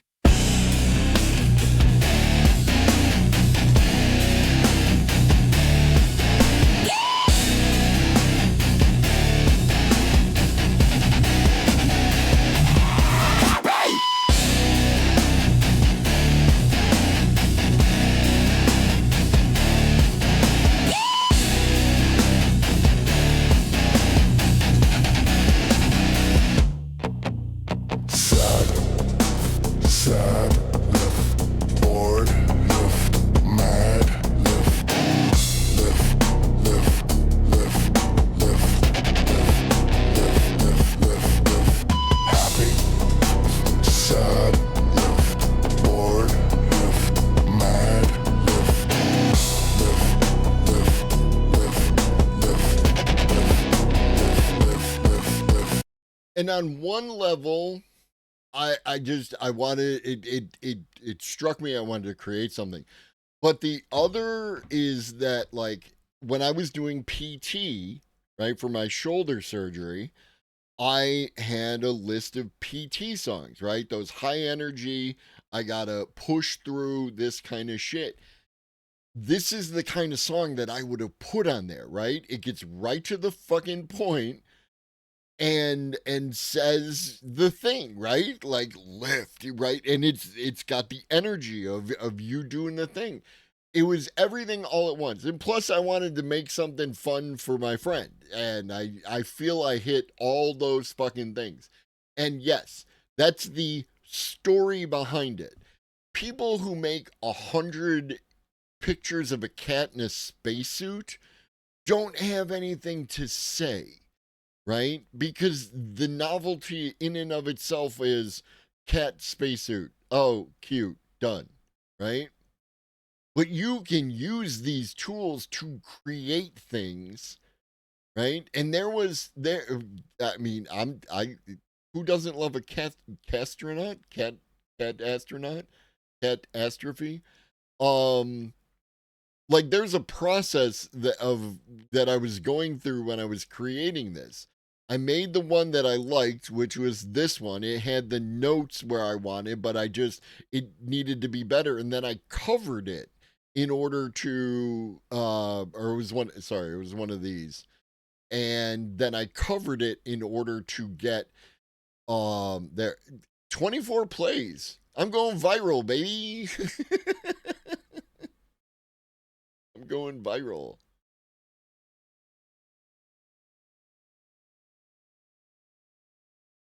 I don't want to get caught up. I'll play Suno for the rest of the fucking stream. And what does a user do when an app stops being fun? They cancel the subscription. AI videos and photos used to wow people, but now they're kind of boring. This is the problem with so many AI products. Viewing this through an investment lens, we must stop asking who has the better AI and start asking who has the more useful product. AI. If you are going to quote someone, use the words that they fucking said, right? Who has the more useful product? He didn't say useful. He said better. Just read the fucking words on the screen, you dipshit. AI is a great feature to elevate another profession, tool, or platform. Coding, science, radiology, administration, image editing. Adobe, for example, after their giant AI drama, has had a lot of success, not with AI on its own, but with added generative AI functions into the existing product, not to replace the tool, but to supplement it. Yeah, because that's how that works, right? Somebody develops a fucking thing, and then you figure out how to incorporate it into your shit. I know, Leftist Corp. It's my own fault for having such high expectations of humanity. I am constantly disappointed. Nothing is going to change. This is why, at least right now, ChatGPT is struggling while Google Gemini is exploding. Google holds our emails, docs, spreadsheets, calendars, YouTube, and Drive. Understood. The moment Gemini interconnects this ecosystem, the game changes. And Microsoft is realizing this too. Microsoft shared they have 15 million paid Microsoft 365 Copilot seats, and that sounds big, but that's out of 450,365 seats, so only about 3% of the Microsoft 365 base, 3% of tens of billions spent a quarter. Because people don't seem to like Copilot, and I haven't used it enough to form an opinion, but it feels like the Bing of AI, right? Nobody bings, right? We don't want to. You try your ass off, nobody cares, right? Like, it's just that kind of thing. Copilot is the Bing of AI and nobody cares.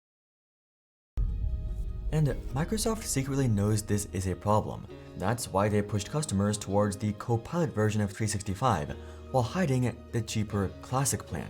This is after they rebranded 365 as... They didn't hide it. Like, literally, my wife has the cheaper Classic plan because she doesn't use Copilot. She uses ChatGPT. Copilot 365, after no one was using Copilot. And it's not just regular consumers either. More than half of CEOs surveyed by PwC last month reported no revenue or cost gains from AI. But as we move down into the... How would they know? How would they know? Also, my friend who works for the Amazon fulfillment company no longer works for that Amazon fulfillment company. He went and got a different job with a different company. The very first thing that they had him do is setting up an AI system to work through not only some of their historical data, but also to work through some other shit that I might not be able to talk about, right? So, like, I don't know. I feel like people are using AI. Trough of disillusionment, we still But I admit that my fucking story is anecdotal. Have the massive cost of generative AI. With so much spend, AI can't just be a niche product for a handful of users. With so much money riding on... And fucking futurism. Fucking futurism, the anti-AI fucking news outlet. AI, anything less than a complete upheaval of the world as we know it will look like a failure. A typical financial analysis indicates that the top 7 big tech companies should be seeing an extra $600 billion in yearly revenue. For context, Walmart, which makes the most revenue on the planet, is around $600 billion. Again, as Nadella said, for this not to be a bubble, it requires that the benefits of this are much more evenly spread. AI is so expensive and these companies have spent so much money that it can't be a niche success. But that brings us to what I think is the real survival case for AI. Wait, I thought the bubble was bursting. Is it not bursting? Is your title clickbait?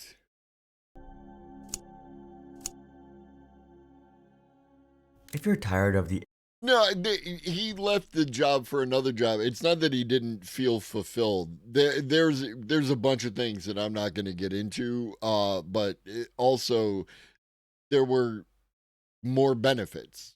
You know, not just like the financial benefits, but like if you are at a job and you do not consider yourself a free agent looking to bigger, better deal your own self, you're making a mistake, right? You look for the opportunity that best suits you, best suits your lifestyle, best suits your family, all the things that you care about. Figure out your value system, figure out what you want, and free agent your ass to get to the place that you want to be. Because they'll do it to you, so fuck them. AI bubble like I am, subscribe, and we can follow what happens together. Is there a world where the bubble bursts and AI disappears altogether? No. I don't think so. But there is something Jensen Huang said that I do agree with. You reason from first principles, not surprisingly, the number of radiologists have gone up. A radiologist... Sorry, Andy. whatever neuro thing that I have, like jokes often fly right by me. Their job, the purpose of their job, is to diagnose disease. And I appreciate those of you who continue to come back to the stream and put up with me completely missing jokes and are like, "No, I was just making a joke, bro." You know, like, thank you. To help patients diagnose. I am what's known as an acquired taste. That's the purpose of their job. The task of the job includes studying scans. The fact that they're able to study scans now infinitely fast allows them to spend more time with patients. More than changing the entire world, AI has brought quantum leaps to small individual worlds. AI has produced breakthroughs in predicting protein structures, which dramatically increases how fast we can discover new medicine. It's helping us detect breast cancer earlier. It's allowing us to forecast weather, floods, and storms faster. AI is being used to understand the alphabet and language of whales. Anthropic was even used to help NASA with the Martian rover. Where AI can help professionals do their job better, I think is a great use for AI. Unfortunately, many CEOs saw AI as a way to reduce cost and thus reduce workers. And for this to make a real return for these companies, I think they need the hype curve to look like this. We seem to have two different approaches with AI, that these are going to flip the world upside down, produce some kind What am I, Crix? A clown? Here to amuse you? of post-work utopia, and every industry will change. And the other, more sober view, that these products will simply help us achieve more, but can't replace work altogether. As an investor, I am now avoiding companies that bet on AI tourists, users seeking dopamine and entertainment. This is something I actually like about Anthropic. They're focused on helping programmers and the boring stuff. I believe the boring incumbent players will fare the best. Companies that are already established, possess a strong brand, and most importantly, a massive user base that is locked into their ecosystem by their work. For Adobe or Google, AI is not the product, but just another feature that makes their existing product even more indispensable. I actually think a bubble... Yes, because you're locked into an ecosystem, right? A person currently locked into the Apple ecosystem, to migrate out of that ecosystem would be damn near traumatic, right? Like there was just so much that you would have to do and replace to get out of that ecosystem that it's just easier to stay there. One of the factors that I have fully admitted to on why I'm a Gemini user is that I'm pretty deep in the Google ecosystem, and it works with all the things that I have with Google, right? And the idea of setting up open source alternatives and doing other things in order to get the same functionality without Google would be a pain in the ass that I don't have time for. That's the facts. That's the truth, Ruth. Bursting is good for the future of AI, and it seems people are starting to come to their senses. Now, could all of this be a small trough and these companies convince investors of a big new return and somehow the market cap climbs back even higher? Maybe, but I think we're moving into a more sober, realistic AI world. Ironically, the ones who might bring all this lunacy to an end might be shareholders. CEOs who laid off huge amounts of their workforce are quietly regretting it. No, that's not, he did not regret it. It's not what happened. His clients wanted humans in the loop. So he brought back humans in the loop for clients. It had nothing to do with whether or not the AI was actually effective at what he was trying to accomplish. Check out this video to learn more. No. But until then, I'm Hari, and I'll see you guys on the next. Yeah. How the global AI race has changed. Flashbang alert. Today we're talking about the latest developments in how the global AI... Oh shit, he got rid of the flashbang. He's not as washed out anymore. Good job, buddy. race has changed, although I don't even know if global is anymore the best description. Today we are doing a wide-ranging update on the state of the global AI race. And before we dive in, let me give you my pitch for why you should care about this, even if you're mostly here for how does AI impact me and my job. The question of the global AI race is about much more than political machinations and geopolitical shifts. It has direct impacts on basically everything about how AI plays out. The conversation in the halls of power about the AI race shapes what types of regulations we're going to see. Practical competition around models impacts the products that we get and how fast we get them. Putting it simply, whether you are interested in the global AI race or not, the global AI race is interested in you and has now for a year been one of the biggest topics in AI. 2025's first big story was, of course, the DeepSeek freakout when the company dropped their R1 reasoning model in a new app and wiped out nearly $600 billion from NVIDIA's market cap, the single biggest loss in pure dollar terms in a single day in history. Now, reinforcing my point that this actually has impacts for you, part of why DeepSeek was such a profound moment is that users who downloaded that app, for most of them, it was the first time they were using a reasoning model. And even though OpenAI had released O1 at that point, and O1 was certainly better than R1, O1 was at the time buried behind the paywall. DeepSeek not only shaped This just made me realize that O1 came out a year ago.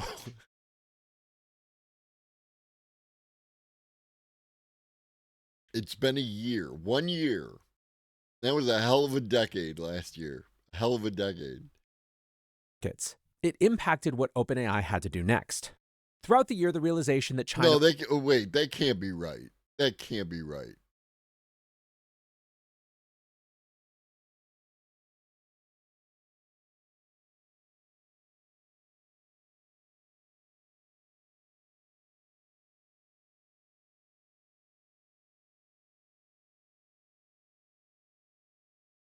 Okay, no, a year and a few months. The full model was released December 5th, 2024.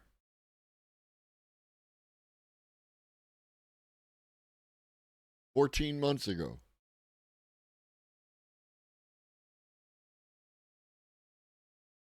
Holy shit.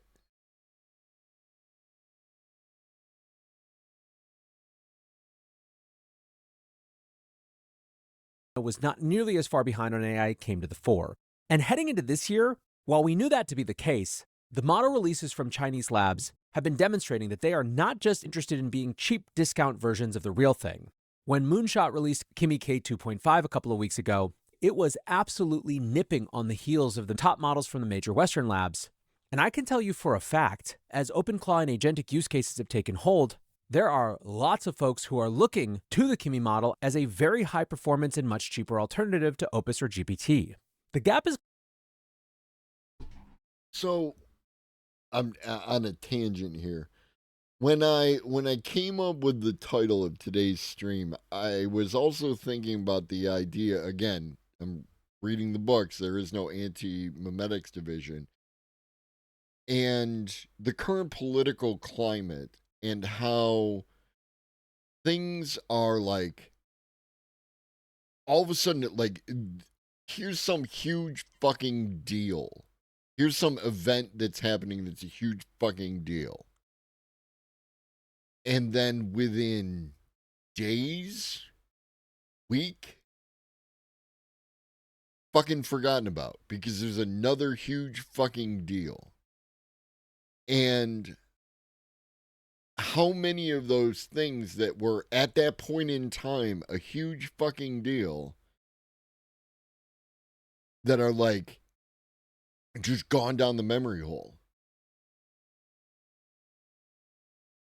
Now, a lot of you're into news streams, you're into politics streams. Stuff can stay more like relevant in your mind, right? Whether it's the streamer talking about it or just you making those connections yourself. But when you think about all the normies, all the regular folk that are out there, that like so much shit is just like, again, it's a big deal today, but in a couple of weeks, nobody's even talking about it anymore, you know?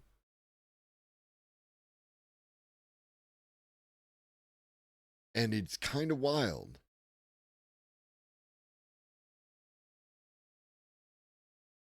Close sufficiently that you're starting to see articles like this one from the BBC, is China quietly winning the AI race. And it's not just Moonshot that shows that Chinese model quality is increasing dramatically.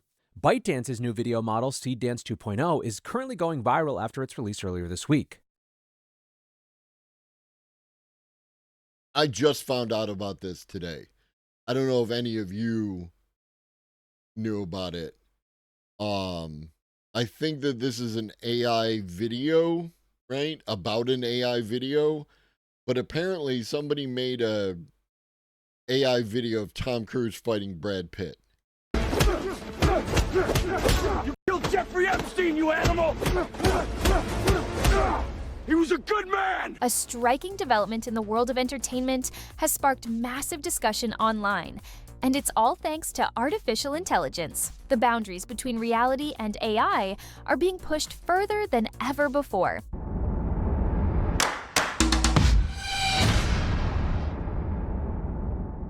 A viral clip featuring Tom Cruise versus Brad Pitt, AI-generated smackdown has left fans seriously worried about the future of Hollywood's biggest stars. The viral AI clip of Brad Pitt and Tom Cruise has whipped the internet into a frenzy. At first glance, it looks like a dramatic, high-budget confrontation scene between the two actors. Intense stares, explosive punches, cinematic lighting, everything you'd expect from a blockbuster action movie. Many viewers even believed it was a leaked scene from an upcoming project. But here's the twist. It's completely fake. The entire video was fabricated using advanced AI technology. Posted on X, formerly Twitter, by user FearedBuck, the clip... That's never gonna get old. That's never gonna. The fact that it's 2026 and people still say X, formerly Twitter. Fuck you, Elon. It was never going to work, and I hope it bothers you all the time. Clip quickly gained traction, sparking debates across social media. What's shocking isn't just the concept, it's the quality. The faces are almost flawless. The expressions look real. The voice tones are eerily accurate. He was a good man! He knew too much about our Russia operations. For many fans, it was nearly impossible to tell it wasn't authentic. One ex-user commented, "This AI clip is wild. Faces are spot on.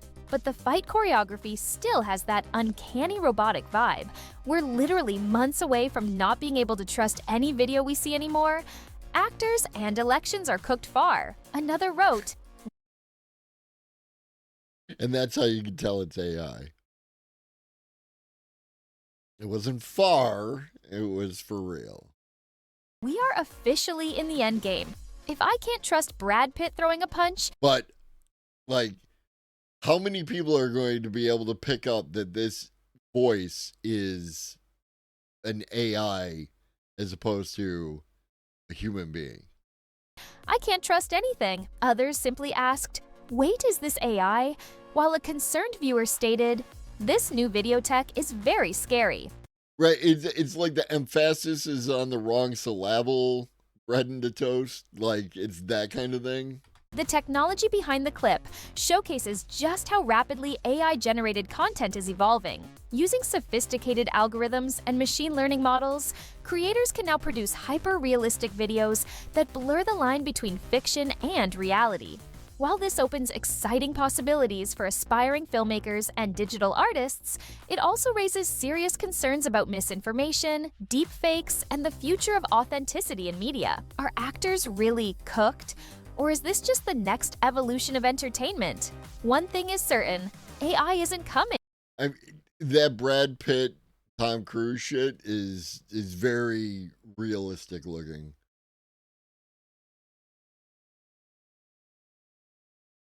I covered it in some detail on Tuesday's show, but the model is impressing not just for its high-quality visuals, but its naturalistic sound effects and background music, which are generated at the same time the images are rather than as a post-process. Indeed, that technical breakthrough has not come to Western models yet, and that's what has people really taking notice. The ability to innovate disrupts the mental model that most have held for the Chinese labs.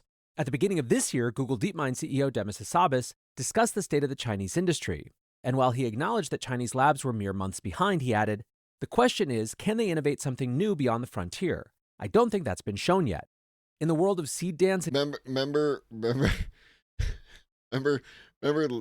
last year, 2 years ago, when China was a decade behind?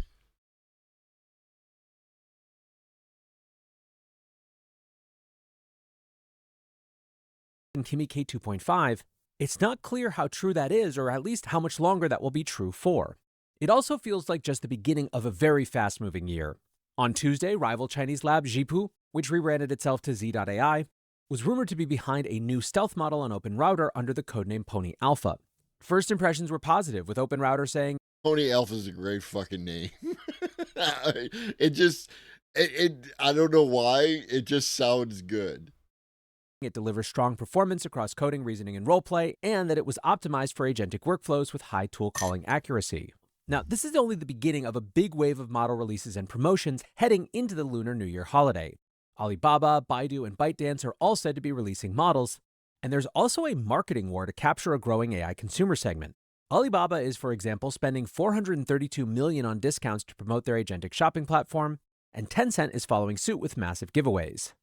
And beyond the big four Chinese giants, there's also the lurking shadow of DeepSeek. We haven't seen a new generation model from DeepSeek since they shocked the world a year ago, with each model release being an iteration on top of their V3. It's widely rumored that V4 is expected to be released in time for the New Year celebration. Now, so far, as close as China is getting, we haven't actually seen a frontier Chinese LLM that goes beyond the state-of-the-art in the West. Even researchers close to the Chinese industry are skeptical that they can actually overtake the US labs. Justin Lin, the technical lead for Alibaba's Qwen models, recently told CNN the odds of China overtaking the US was, quote, below 20%, and I think 20% is already very optimistic. Still, there's something happening with the Chinese labs that is unignorable. Even Wall Street is paying attention, with JP Morgan issuing a buy signal for Zhipu and Minimax earlier this week. And you also have to remember that China is absolutely kicking the United States' ass in robotics, especially volume. So if they can find a way to embody AI in those robots, that is a tremendous data stream for, you know, developing their AI platform. Like, they have synergies that they can exploit that the United States just can't because of the siloing of data in the different US companies where, and again, China is not communist, it is capitalist with Chinese characteristics. But that strong central government can influence those kind of things. And we see more crossover in the China sphere. Yeah, and then you get into electric cars and power generation and everything else. And battery technology. The battery technology over there is off the chain. So again, we had basically free Chinese solar panels. Both stocks surged after the note was published, and they were already in the middle of a huge rally. Indeed, the China market dimension of this is another really interesting dimension. Basically, the release of these new models in China right now is doing for Chinese markets what the big AI models were doing in 2024 and early 2025 before US markets got all nervous about Sam Altman's deal spree. Robert at Bagwan wrote, "A stark contrast has emerged between the two AI industries in US and China." And there's another thing, going back to the idea of AI as a national security issue. And if there is a bubble, and if that bubble were to burst, and if funding were to decrease in a variety of different places within the AI sphere in the United States, China is not going to have that same issue. So then what does the United States as an entity, and again, we're not talking about how one feels about the United States. We're talking about Hannibal Lecter shit, right? What is a thing in and of what it does, right? Like, how is the United States going to react to this lack of funding for these AI companies when China does not have that same issue? China. While Anthropic or Gemini wiped off hundreds of billions of software market value with their new products, the launch of cutting-edge Chinese models lifts everyone else. The software sector in China... No, it's not full-on war. Don't think we're doing full-on war. That's not happening. There's no value in full-on war.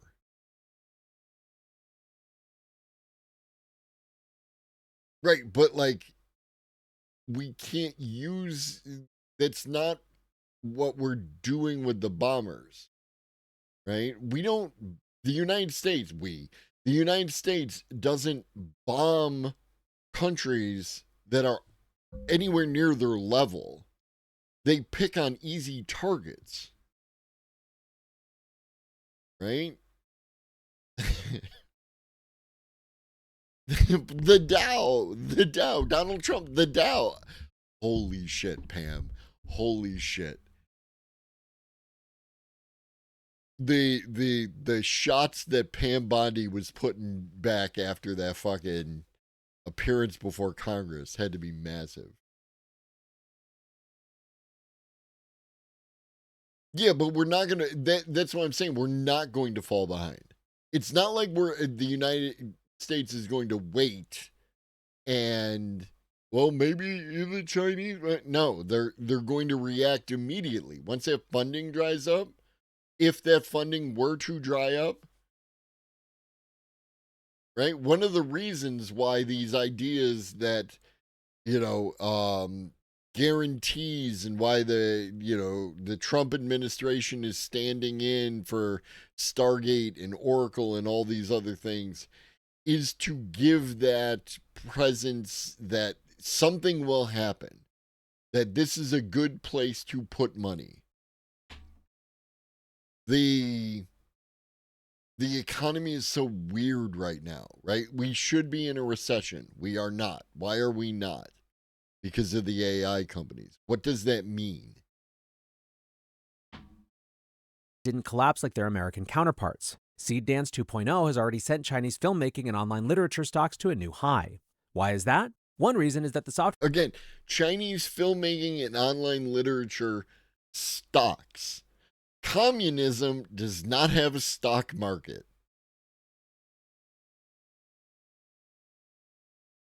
industry in China is far from being mature in the first place, and so the industry can leapfrog to a new era with no baggage. The same logic may also apply to filmmaking. We don't have Hollywood just yet, and perhaps the more fundamental reason is more cultural and political. In a society like China's, there is an implicit trust that the best companies cannot let a whole industry wither and die overnight without paying some price. Common prosperity, bro. Now, models are, of course, only one part of the AI race story, and in another area, chips, the status is far more in flux. In January, Jipu announced that they'd trained their first model exclusively on Huawei chips. The actual model was kind of unimpressive and nowhere near the state of the art, but the training run was a proof of concept that Huawei does have now a complete hardware and software stack capable of training an AI model. A 0 to 1 moment and still a meaningful milestone in that way. Meanwhile, NVIDIA's H200 chips have been fully approved for export into China. We're yet to see reports of the first H200-powered training cluster firing up, but that could be just months away. The big change isn't so much about capabilities, but rather scale. The H20s that China... You gotta remove yourself from the doomerism cloud, Crix, and you have to observe it from the point of view of the entity as a whole trying to maximize its own benefit. Right? Yeah, there's a lot of bullshit going on with the Trump administration and everything else. But what is the thing behind all that is going to try and exploit this opportunity for maximum benefit? What does that look like? And what does China do, both on its own and in response? Right? A thing that happens, right? And I love my leftists on Twitch. But the leftists on Twitch have a bad habit of engaging in American exceptionalism, right? They automatically assume that when some bullshit is going on in a foreign country, it's the CIA, right? The fucking CIA is behind this revolution or whatever. Completely removing all the autonomy from all these other countries and taking away that these countries have their own regional and global aspirations, right? Like any government seeks to extend its sphere of control to the maximum limit that it can to maximize the benefit for both that government and sometimes for the people of that particular country. That is how that works. That is how governments work. Power entities have worked that way all the way back, right? Whether it's a feudalistic system or whether it's a pre-feudalistic system, city-states, whether it's nation-states, whether it's the current state of nations that we have today.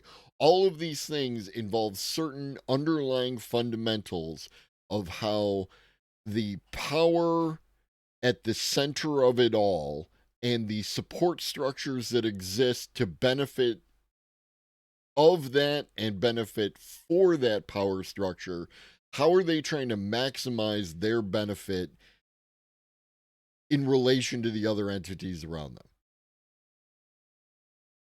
That was when he said, I don't give a shit who owns Greenland. That was the most honest thing I've heard Lindsey Graham say in fuck all, dude. Like that was actually Lindsey Graham right there. That was actually Lindsey just saying, no, I don't give a fuck. It doesn't fucking matter. Previously had access to have slower memory and aren't as useful in building large training clusters. Chinese labs have reportedly ordered H200s by the hundred. Yeah, no, they that's the thing is that they have class solidarity and they are trying to maximize, the individuals involved in that are trying to maximize their position. A lot of what's in the Epstein files is that, right? Is this club, the George Carlin club that you're not a part of. That was part of it. They were Epstein was trying to get blackmail shit so that certain people and certain power structures could leverage those people in their different, and they got benefit, right? Like those people who joined up with that fucking cult and ended up in that sick shit, they benefited, right? Not with their weird fucking proclivities, but financially, right? They had nice houses and boats and all this fucking shit and live in that lavish lifestyle and were famous for being rich, such as it is. That was a thing that was happening that needs to be taken into consideration when we're talking about that shit. And prosecute every one of those motherfuckers if you can. Like, fuck. I can't even, dude. Okay, I need to put that down. I'm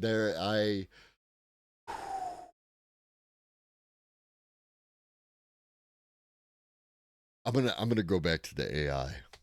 Of thousands, so we'll likely see the first Chinese models trained on Western-style megaclusters later this year. The relaxation of export controls is still a huge debate in Washington. Senators Elizabeth Warren and Jim Banks are planning to introduce bipartisan legislation to ban the sale of certain chips in the coming days. Count that as another 2026 prediction coming true very, very quickly. The legislation would include an outright 2-year ban on Blackwell exports, as well as giving Congress a veto over export approvals in general. I'm an emotional fucking guy when it comes to certain shit. And I feel ways about stuff and junk. And like stuff. I know that this shit ain't gonna happen. And I really need it to happen, right? I am not in my happy place. That could feasibly revoke export licenses for H100s as well. Anthropic CEO Dario Amodei was reportedly crucial to getting the bill moving. He met with Senator Warren on Tuesday prior to the latest announcement. Now, ultimately, it will come down to how much support the bill has across party lines, with Senator Warren commenting, "A strong bipartisan showing on the need to protect our defense is key. Selling these chips to the Chinese is bad in the short run and worse in the long run." Still, for now, the H200 exports are going ahead, and administration officials are seeking to calm nerves in Washington. During a hearing on Tuesday, Commerce Secretary Howard Lutnick said,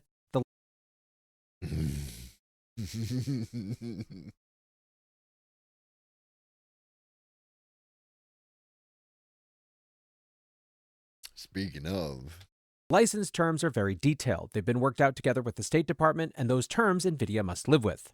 When asked whether he trusts China to abide by those terms, which include a ban on military use, Lutnick deferred to the president's judgment. Now, as tempting as it is to see the global AI race story as only one of China and the US, that ultimately is incomplete. Sam Winter-Levy and Anton Leck wrote a recent piece in Foreign Affairs called The AI Divide about how the US-Chinese competition could leave most countries behind, but there is at least one part of the world that has the ambition to serve as a third AI power. I'm speaking, of course, about the UAE. Last week at the World Government Summit in Dubai, G42 CEO Peng Zhao unveiled what he called the world's largest AI chip. The moniker was down to the chip using Cerebras' wafer-scale manufacturing process, so the chip is physically larger than NVIDIA chips. The more interesting part was the discussion around how the UAE sees their role in the AI future. Zhao described the ambition to serve AI compute to the 4 billion people who live between Milan and Singapore, representing 40% of the world's population. He also discussed G42 in terms of being a trustworthy third party, neutral to both China and the US. In particular, he touted UAE law that protects corporate data in the same way that most countries treat embassies. Since then, the headlines keep coming. Bloomberg reports that G42 plans to commence a $1 billion data center project in Vietnam, meaning... See, this is what I'm talking about when it comes to stop doing American exceptionalism. There is other stuff happening. Well, the UAE and the Saudis have been on this AI shit for a minute. Like, since we don't do articles anymore, there's a bunch of shit that falls through the cracks. But yeah, this is happening, right? And this is the UAE and Viet fucking Nam, right? Like, there's nothing to do with the United States. If data center diplomacy is the new geopolitical paradigm, then the UAE has just entered the ring. In addition, Semaphore reports that OpenAI is in talks with G42 to create a specialized version of ChatGPT for the UAE.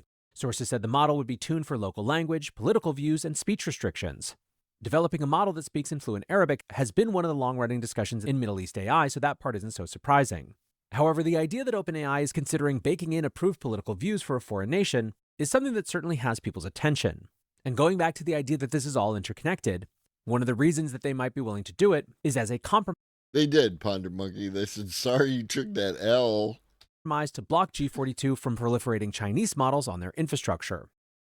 TLDR, the AI race is not a simple contest between superpowers, although that is a huge dimension of it. There are plenty of neutral actors and third parties looking to stake a claim as AI geopolitics hits high gear.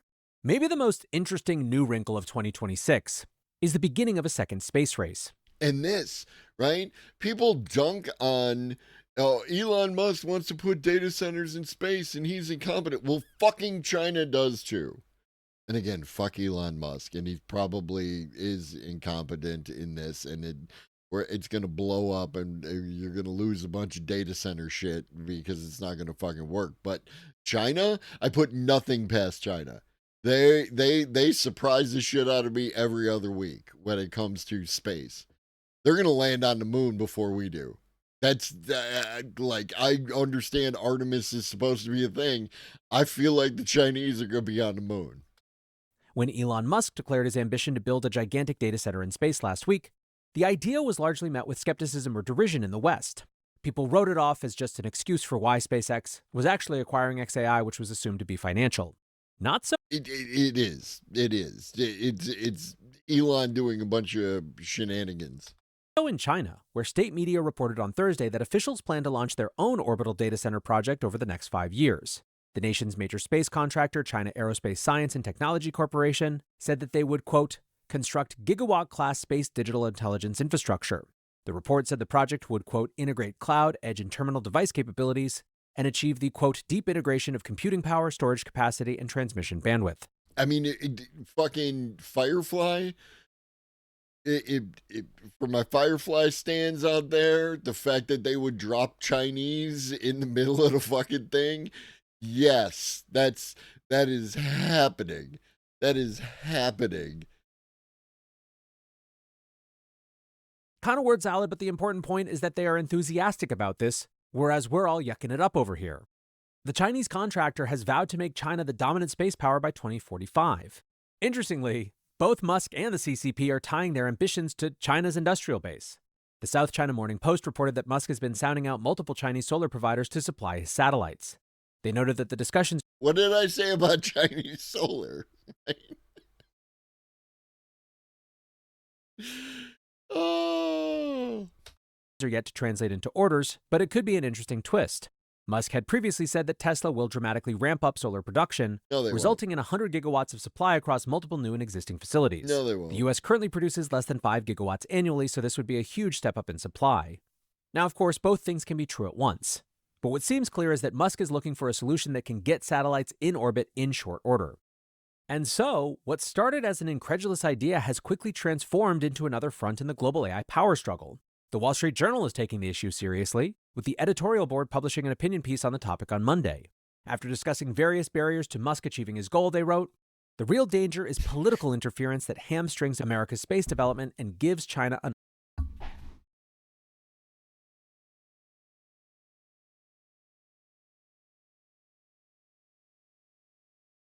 Do you think that China has more or less regulation than the United States? The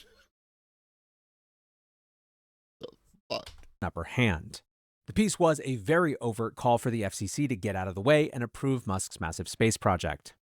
And yet, even before we get there, there are plenty of political fights in the U.S. that are firmly stuck on the ground. Late last week, New York state lawmakers threw their hat in the ring of what promises to be the single least effective AI policy for accomplishing its stated goals. I'm talking, of course, about a data center moratorium that would, in the case of New York, pause data center development for 3 years. There you go. This policy was floated by Bernie Sanders in Washington recently, but has gathered approximately zero popular support among the Democrat caucus. Now, it's a little bit beyond the scope of Wonder why. the show. When Bernie Sanders announced his call for a data center moratorium, his stated reason was to ensure that the benefits of AI would flow to everyone. My skepticism, of course, comes from the simple laws of supply and demand that suggest that the single fastest way to ensure that access is limited to only the people who can pay is to limit the amount of compute available.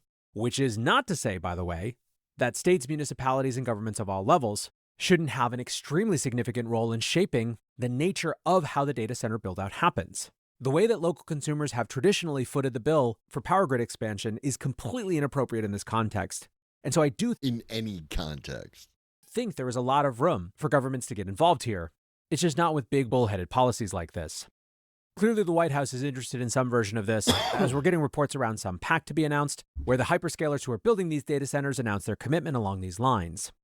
Now, the data center issue had been generally viewed as a big winning platform for the Democrats heading into the midterms, but new polling is suggesting that that might not be the case. Politico writes that a recent survey found that, quote, most voters are blasé, even mildly positive, about the possibility of having a data center in their area. And this is the problem with echo chambers on Twitch, right? Is that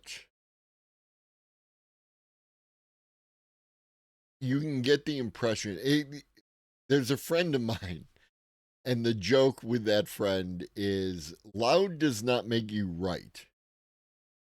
Right? Loud does not make you right. I'm not sure. I'm not debating the methane thing. I'm not debating, or I'm not disagreeing with James's take that there might be some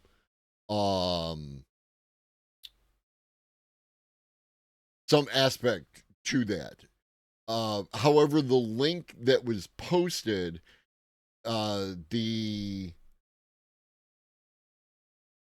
that particular link was referring to natural gas, and I'm not sure how much methane comes from the exhaust of burning natural gas for power. Right? I'm not saying it doesn't there.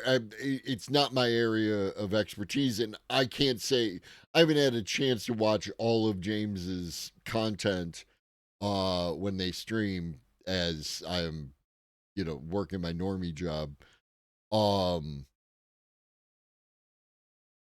It can come out as you frack, right? Like that is definitely a thing that can happen. But is it like how much of that is happening?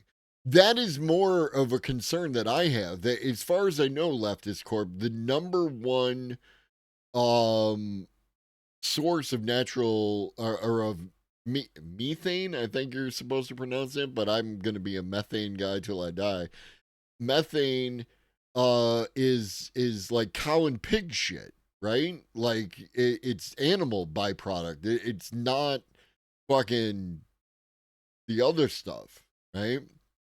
Methane does not come from burning natural gas. I didn't think so, Stellar Wingman, but again, I can totally admit that I don't know everything.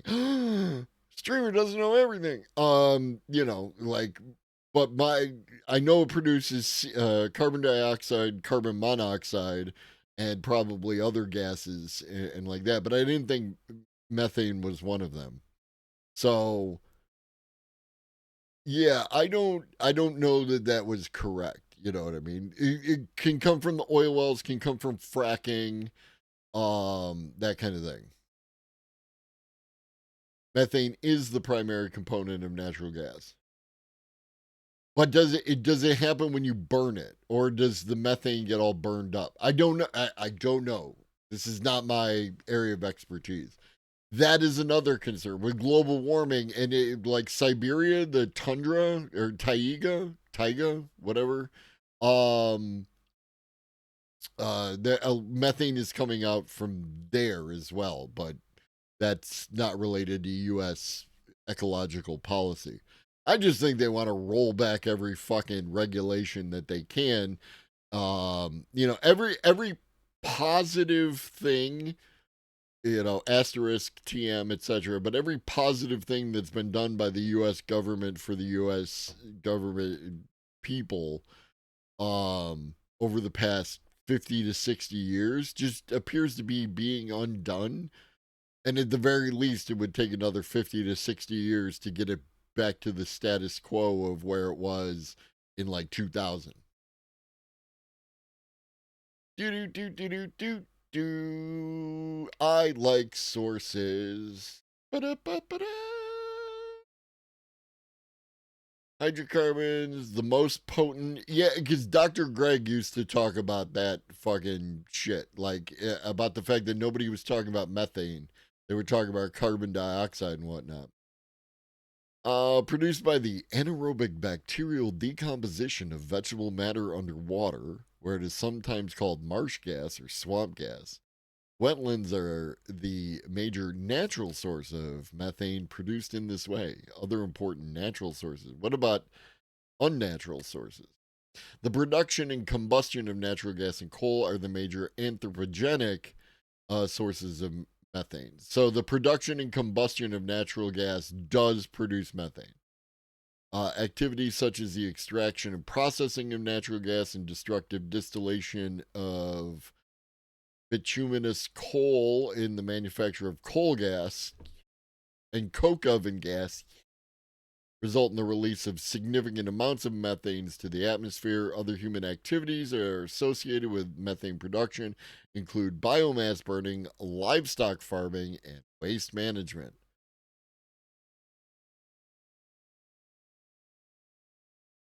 Yeah. Methane burns into mostly CO2 and water, but it doesn't burn cleanly or completely. Yeah, so we would have to do capture technology and all that. We're not going to do that because that affects the bottom line. Associating them with new jobs and other economic benefits. Only 32% of Democrats oppose data centers in their community, which is only mildly above Republicans at 25%. And you have to say the whole thing, clean, beautiful coal, because it's illegal to just say coal, I'm given to understand. Which is not to say that there aren't politics here. Another dimension of this, which I'm tracking but will leave for another day, is the post-Trump GOP positioning, where AI is becoming one of the issues by which different parts of the Republican Party are trying to differentiate themselves. Anyways, friends, like I said at the beginning, whether you are interested in the global AI race or not, the global AI race is interested in you. These things that happen in DC or Beijing impact what decisions are made in San Francisco, and all of it shows up in the models we have access to and the policies that surround them. Hopefully this brings you up to speed around where we stand in early 2026 on yes, it's not Slickback. It's a pimp named Slickback. You got to say the whole thing. Like Buffalo Mayor Byron Brown. You got to say the whole thing. Issues. For now, that's going to do it for today's AI Daily Brief. Appreciate you listening or watching, as always, and until next time, peace. In the absence of AI and robotics, AI fails at 96% of jobs. New study from Cold Fusion. we're actually totally screwed. We are working to build tools that one day can help us make new discoveries and address some of humanity's biggest challenges, like climate change and curing cancer. Hi, welcome to another episode of Cold Fusion. Here's a question. How can AI be disrupting the job market, but also be losing billions of dollars at the same time? Well, those two things are not mutually exclusive. Yeah, you got to say the whole thing, Stellar Wingman. video will answer that. The truth is, while AI helps make some jobs easier, when compared to a human, it performs worse a whopping 96.25% of the time, which basically means given AI 10 tasks, and it will perform at least 9 of them worse than when compared to a human. Okay, so we did go from jobs to tasks. That's different. That's at least according to a new study. It's such an interesting finding and begs the question, why has no one systematically compared how well AI does versus a human who's done exactly the same job? I think they have, and you're like, one study said that 11.7% of jobs are replaceable right now. I feel like we're getting a variety of different answers. All previous benchmarks have been simulated human work, not real generalized work. The results from the team of researchers who did the study makes one think maybe the truth from the Center for AI Safety and Scale AI. So, seems balanced, right? Like that it's not just the Center for AI Safety, which has a slow it all down mentality, scale AI is theoretically part of meta-ish, sort of. Undisputed champion of clean, beautiful. Okay. Donald Trump Jr. True value of consumer AI isn't hundreds of billions of dollars, but orders of magnitude less. I'm not saying that all AI sucks. This study is just a general reminder that AI is a time-saving tool and not a replacement. Just maybe the economy is valuing it too highly when it comes to any time-saving tool is automatically a replacement for someone. Right? The fact that you have a clothes washing machine means that either you don't have to hand wash your clothes or you don't have to pay someone to hand wash your clothes, right? Like any time-saving device. No, fair, Crix. To near-term capabilities. In this episode, we'll take a look at the study in detail and discuss what it all means. Please. You are watching Cold Fusion TV. I'm going to preface this right now that when we get to the ad portion, I will be skipping it because I don't care about Cold Fusion and I don't care if they continue to produce content. So the synopsis of the study was straightforward enough. Give paid jobs already completed by real people to AI models, and then see how well the results compare. Like what? Once the AI completes the tasks, humans evaluate the results. Okay, you can't do that. You gotta pick terminology. I need to know, is this a job or a task? Because a job is full of tasks, but tasks are not full of jobs, right? Like a job describes a variety of different tasks. Right? I walk in the door. I make sure the kitchen is set up for the morning line of food to go out, right? Which in and of itself, that task contains a variety of subtasks, including making sure that there's staffing. Like there's a whole bunch of tasks. If I could push button and have like the people who are going to be late contacted automatically rather than me have to individually text or call those people, that is a time-saving thing and is a job that currently is done by a human that would not have to be done by a human. So I just really need you to pick one. Are we talking about a job or are we talking about a task? The researchers called this method the Remote Labor Index, or RLI. It's so simple. Most of us use a computer to do modern work, right? So why not just directly compare how well AIs compete on a professional computer-based job? The jobs to be completed were real ones from the freelancer site Upwork, a site where you pay remote workers to complete any given task. Okay, this sounds good. The jobs were varied from video creation, computer-aided design, graphic design, game development, audio work, architecture, and more. Both humans and AI were given the same brief and any attached files that were necessary for the job. For example, an Excel spreadsheet of data or instructional images. The AI models were tested on 240 jobs, each paying $630 on average. Because again, I just want to point out, right, that there is a job of taking a book and making a synopsis for a video for YouTube that is fully automated in Notebook LM here, right? Again, this is it, right? Fucking UI still sucks though. Have you ever sat at your desk, looked at your screen, and just thought, what is the point of all this? Well, you are not alone, not by a long shot. This feeling is at the very heart of a really provocative theory by the late anthropologist David Graeber. And today, we're diving into his idea of the bullshit jobs phenomenon. So this whole story really starts with a promise that was broken. Way back in 1930, we were told that thanks to technology, we'd all be working these cushy 15-hour weeks by now. Obviously, that didn't happen. So what went wrong? Why are we all still grinding? Right? 100% computer generated. 100% AI generated. It made the graphics, it did the script, it did the voiceover, it created the video. I did nothing other than upload a PDF and push a button. This is an entire job for a human being to do. Not just tasks, but a job. Right? Give me a under 10-minute synopsis video suitable for YouTube out of this book. And it would cost however fucking much that is. You know what I mean? Like based on what you would have to do.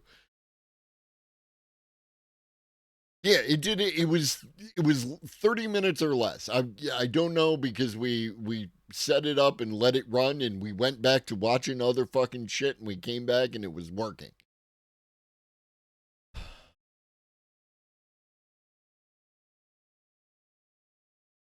So, how did they perform? The performance was abysmal. The best AI was Claude Opus 4.5, with a 3.75% success rate when it came to producing work of an acceptable quality. You heard that right. A 96.25% failure rate was the best performer. Interestingly, Gemini was the loser, with a 1.25% success rate. Now, Claude Opus 4.6 might score 5% better, but that's still a 91% failure rate. When these scores get to 35% or 40%, then we can talk. So a couple of things to note. The original paper used AI models that were 6 months or so old, but their website has up-to-date results, which are the scores that I'm referring to in this episode. I'll leave a link for the website below. So where exactly did the AI systems fail? Well, first we need to define exactly what failure means. Failure counts as not performing a task at or better than a human level. This is specifically in the context of a freelancing environment, an environment where people actually pay money directly for the work. With that in mind, the paper lists 4 main failure points for AI systems. Number 1. Sometimes the AI would produce, quote, corrupt or empty files, or deliver work in incorrect or unusable formats. Number 2. AI, quote, frequently submitted incomplete work, characterized by missing components, truncated videos, or absent source assets. For example, a video of 8 seconds when an 8-minute video was required. Number 3. Another one was quality issues.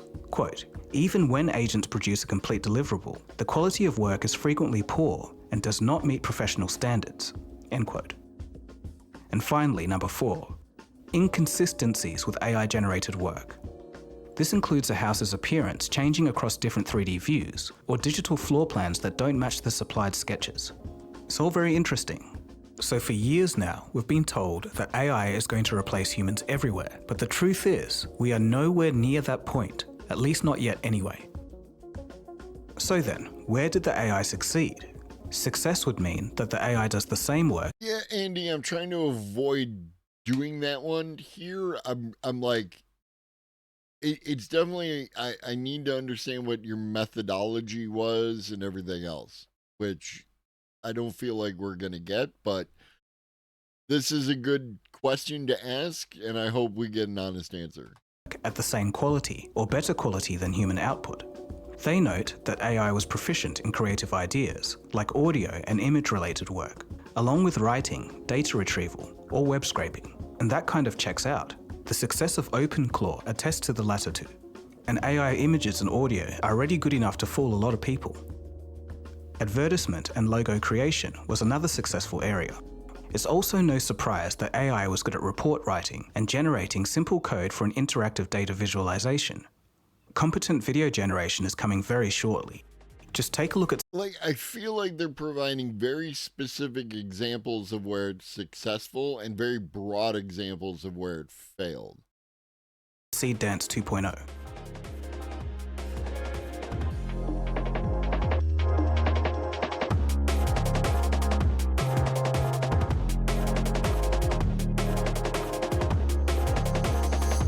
Ooh, I know where this is from. Did you ask? Did you do the thing? I know this one. Did you source? You didn't source.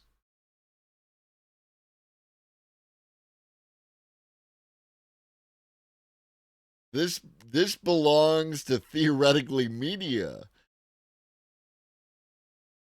as much as anything belongs to anybody when it's produced with AI. And I guess you don't have to give, like, because it's not covered under copyright, it's not copyrightable, but I don't know, kind of a classy thing to do if you're like talking shit about the AI all the time.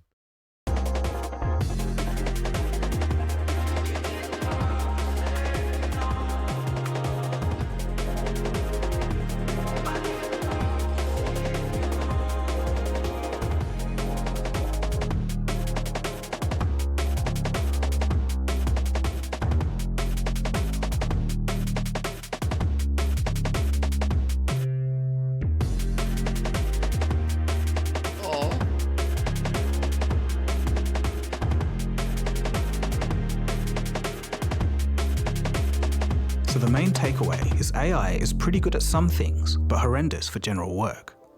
But what else do we learn? This paper exposes a lot, much of it negative, but it does show that the RLI format is a very useful measure of AI performance in the real world. Reason being, current day benchmarks aren't reflective of real world performance. Yeah, no, the benchmarks are, and probably have always been, somewhat questionable. They give you something to measure against, but they're not necessarily indicative of it actually meaning a whole hell of a lot. And you need what this paper is saying, right? You actually need to be able to do real world work with it. I feel like a lot of people are doing real world work with the AI, but I guess it's y'all are in the 4%. Performance. As the paper puts it, quote, while AI systems have saturated many existing benchmarks, we find that the state-of-the-art AI agents perform near the floor on RLI, end quote. I found the study to be very robust, by the way, so I'll leave a link to it below. According to this study, AI may impact jobs with lots of language requirements, audio, simple advertising, or data retrieval, but human oversight is still needed. A PwC report found that the majority... Do you need as many humans to oversight or less? Majority of CEOs see no financial returns from AI. Upper management and CEOs just command workers to use... I don't know, this looks like the futurism font. Oh wait, it is the futurism font because this is the exact same article that was quoted in the previous video. And I don't know, maybe futurism has a fucking particular bias with their presentation. AI and expect it to all work. For AI to work within a corporation, there needs to be a planned and skilled implementation of the technology with the knowledge of its shortcomings, and that doesn't happen a lot of the time. Gartner predicts that by next year... Hey buddy, hey pal, it's Gartner. How you doing, buddy? Half of the companies that fired workers for AI are going to hire them back. Also, 9 months ago, Gartner predicts that half of the companies that fired customer service workers will hire them back by 2027. Really? Fascinating. Why is it 2027 and not, I don't know, 2026? Microsoft proudly proclaimed that 30% of their code was written by AI, and since then, we've seen some of the worst software issues at the company in its history. Now, it's obvious that AI is disruptive, and some jobs will be lost to the technology. For example, diffusion models are proficient in the visual arts, as you saw earlier. But as for LLMs and the general workforce, this study indicates that job losses could be a lot less. The AI space does move fast, so I could be wrong, but that's how things are looking today in early 2026. To sum up the job prognosis in one line, if you're a software engineer, set up a business that fixes vibe-coded apps, and you'll make a lot of money. I think the thing is, artificial intelligence really is going to transform the world, like in ways we can't even imagine. But it's not going to do it now, not with this technology. My favorite example of this is one trains them on the whole internet, so they get access to a lot of written rules of chess and lots of games of chess, and they still make illegal moves. They never really abstract the model of how chess works. That's just so damning. You would not be able to learn chess after seeing a million games, reading the rules in Wikipedia and chess.com. Just making it bigger is not going to solve these problems. We need to do foundational research. That's what I was saying for the last 5 years. What is intelligence? The problem is to understand your world. And reinforcement learning is about understanding your world, whereas large language models are about mimicking people, doing what people say you should do. They're not about figuring out what to do. Just to mimic. Yeah, most jobs are doing what people say you should do, not figuring anything out. Most jobs, like, the McDonald's doesn't need the employees at the McDonald's to figure anything out. They need them to put the fries in the bag, right?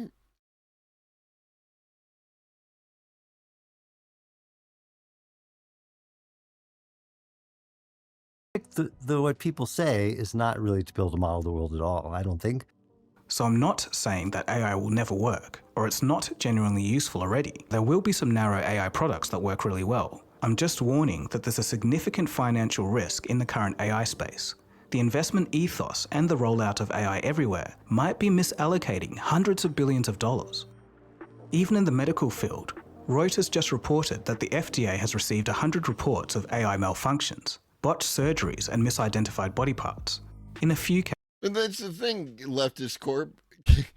You put the fries down. And again, I'm not dogging on my people who work at McDonald's, right? You're fucking labor and the working class, and I love you, right? Like, it ain't like that. I'm saying that the system that McDonald's has created, you drop the fries and you push a button and you fuck off to do other stuff, and then the thing makes noise and you come back to it, right? When I worked in a restaurant and I made fries, I had to do my own shit, right? I had to either set my own timer, or more often it was just kind of look at the clock and then look at the fries and say, yeah, I think they're done, right? I do not. I talk no shit about any job that a member of the working class has, right? They're all, valuable, and I partake of their benefits. I'm talking about the systems that are set up. You know what I mean? Yeah, they taped a timer to the fryer, but that's their system. There's videos, these POV videos from McDonald's. Have you seen these?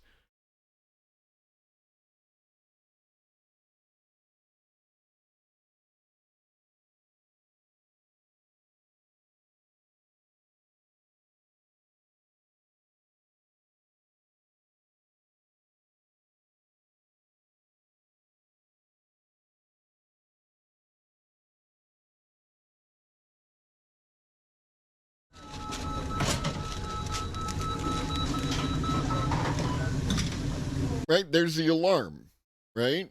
This is what I'm talking about. This is not my opinion. I can watch McDonald's workers fucking work.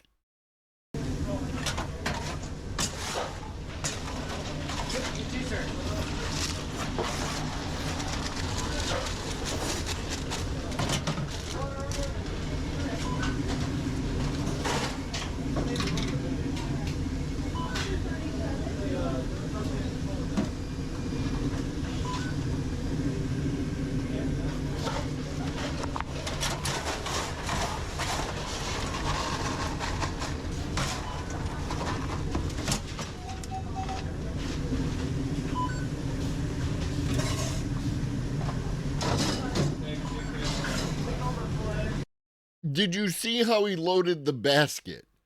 He put the basket under the machine, pushed the button, and it gave him the correct amount of fries. Right? I'm talking about the fucking system.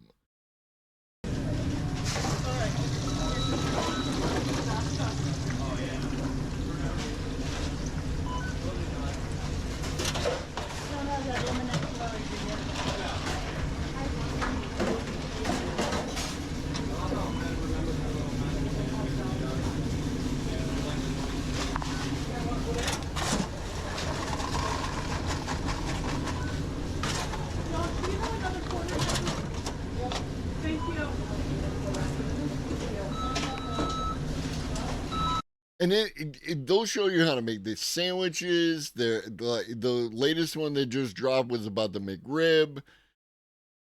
I'm saying they're just McDonald's POV. Knock yourself out, right? Like, watch how they do the fucking thing. Cases. A lawsuit alleges that the AI misinformed the surgeons on the locations of their instruments, causing one to mistakenly puncture the base of a patient's skull and causing strokes from the damage to a major artery in 2 others. We don't need to put AI in every field. It's just not ready yet. Again, in some fields like coding, high maths, and writing, AI is pretty good and can make jobs a lot easier, but we can't pretend like it's going to replace everyone perfectly right now. Now, I was going to stop the video What up, Larry? here, but just a couple of personal thoughts. Back in 2016 when I started covering AI, it was fun and fascinating to see how these things worked. But ever since the big money started coming in, the hype has just gone off the charts. CNBC just reported that companies like Anthropic, Google, and Microsoft have paid individual content creators $400,000 to $500,000 each to promote their AI models. Okay. Now, brand deals are fine, but if the current generation of AI was as revolutionary as being advertised, they wouldn't need to spend so much. If your product was good, they wouldn't have to advertise. This is why there are no advertisements on TV anymore. You just have a good product and everybody adopts it. I haven't seen a Coke or a McDonald's commercial in 1,000 years. Like, they just don't happen anymore because their product is so good. That's the dumbest fucking line of logic. Money to convince us. It's a jarring disconnect. One last thing. We're fooled into thinking those machines are intelligent because they can manipulate language. And we're used to the fact that people who can manipulate language very well are implicitly smart, but we're being fooled. And this is a fucking confession for this fucking channel. But yes, Jan LeCun doesn't believe that LLMs are a path to AGI because the LLM doesn't have a world model. Ilya Sutskever tends to disagree that and indicates that there's an implicit world model in the construction of language. Jan LeCun went off to do a world model company. We'll see what happens. Now, they're useful. There's no question. They're great tools, like, computers have been for the last 5 decades. But let me make an interesting historical point, and this is maybe due to my age. There's been generation after generation of AI scientists since the 1950s claiming that the technique that they just discovered was going to be the ticket for human-level intelligence. You see declarations of Marvin Minsky, Llewellyn Simon,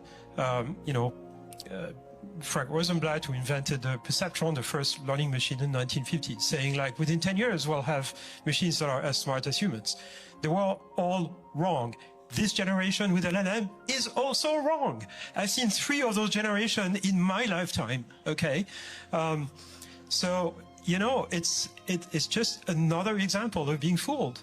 That's Jan LeCun, the creator of convolutional neural networks. He's been outspoken in saying that the current AI architecture is reaching its peak. He thinks that throwing more data and power at the problem isn't going to solve it. And I think that's what the early data is showing us. It's called the scaling problem, and it's a large part of my upcoming video about how OpenAI is in big trouble. When it's complete, I'll leave a link for that episode below, so be sure to check it out after this. Anyway, that's about it from me. You've been watching Cold Fusion. Let me know your thoughts. I'm sure the comment section will be very, very full of very good discussion. Anyway, that's it. At least self-aware. At least self-aware. All right, I gotta get the fuck out of here. Let me see if I can tell you when I hope to be back. When I should be back. Looks like Tuesday of next week.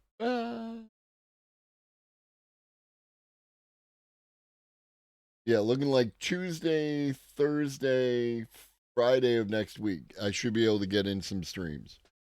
Let me get you a raid. Please stick around for the raid.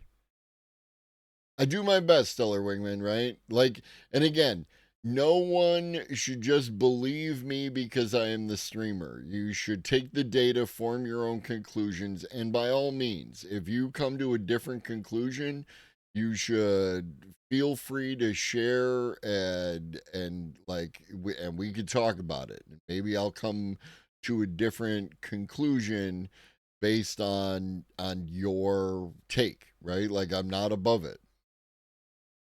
Embrace the hype cycle. Live the hype cycle. There is only the hype cycle.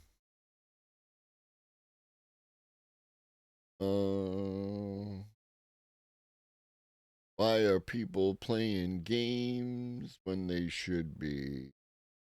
I want to raid Justin. It's been a minute since I raided Justin. Speaking of excessive weed time, ladies and gentlemen, Justin Freakin. All right. In the meantime, drink your water, eat some food, take your meds if you forgot. Always remember that Shaggy loves you. So do I. Be great.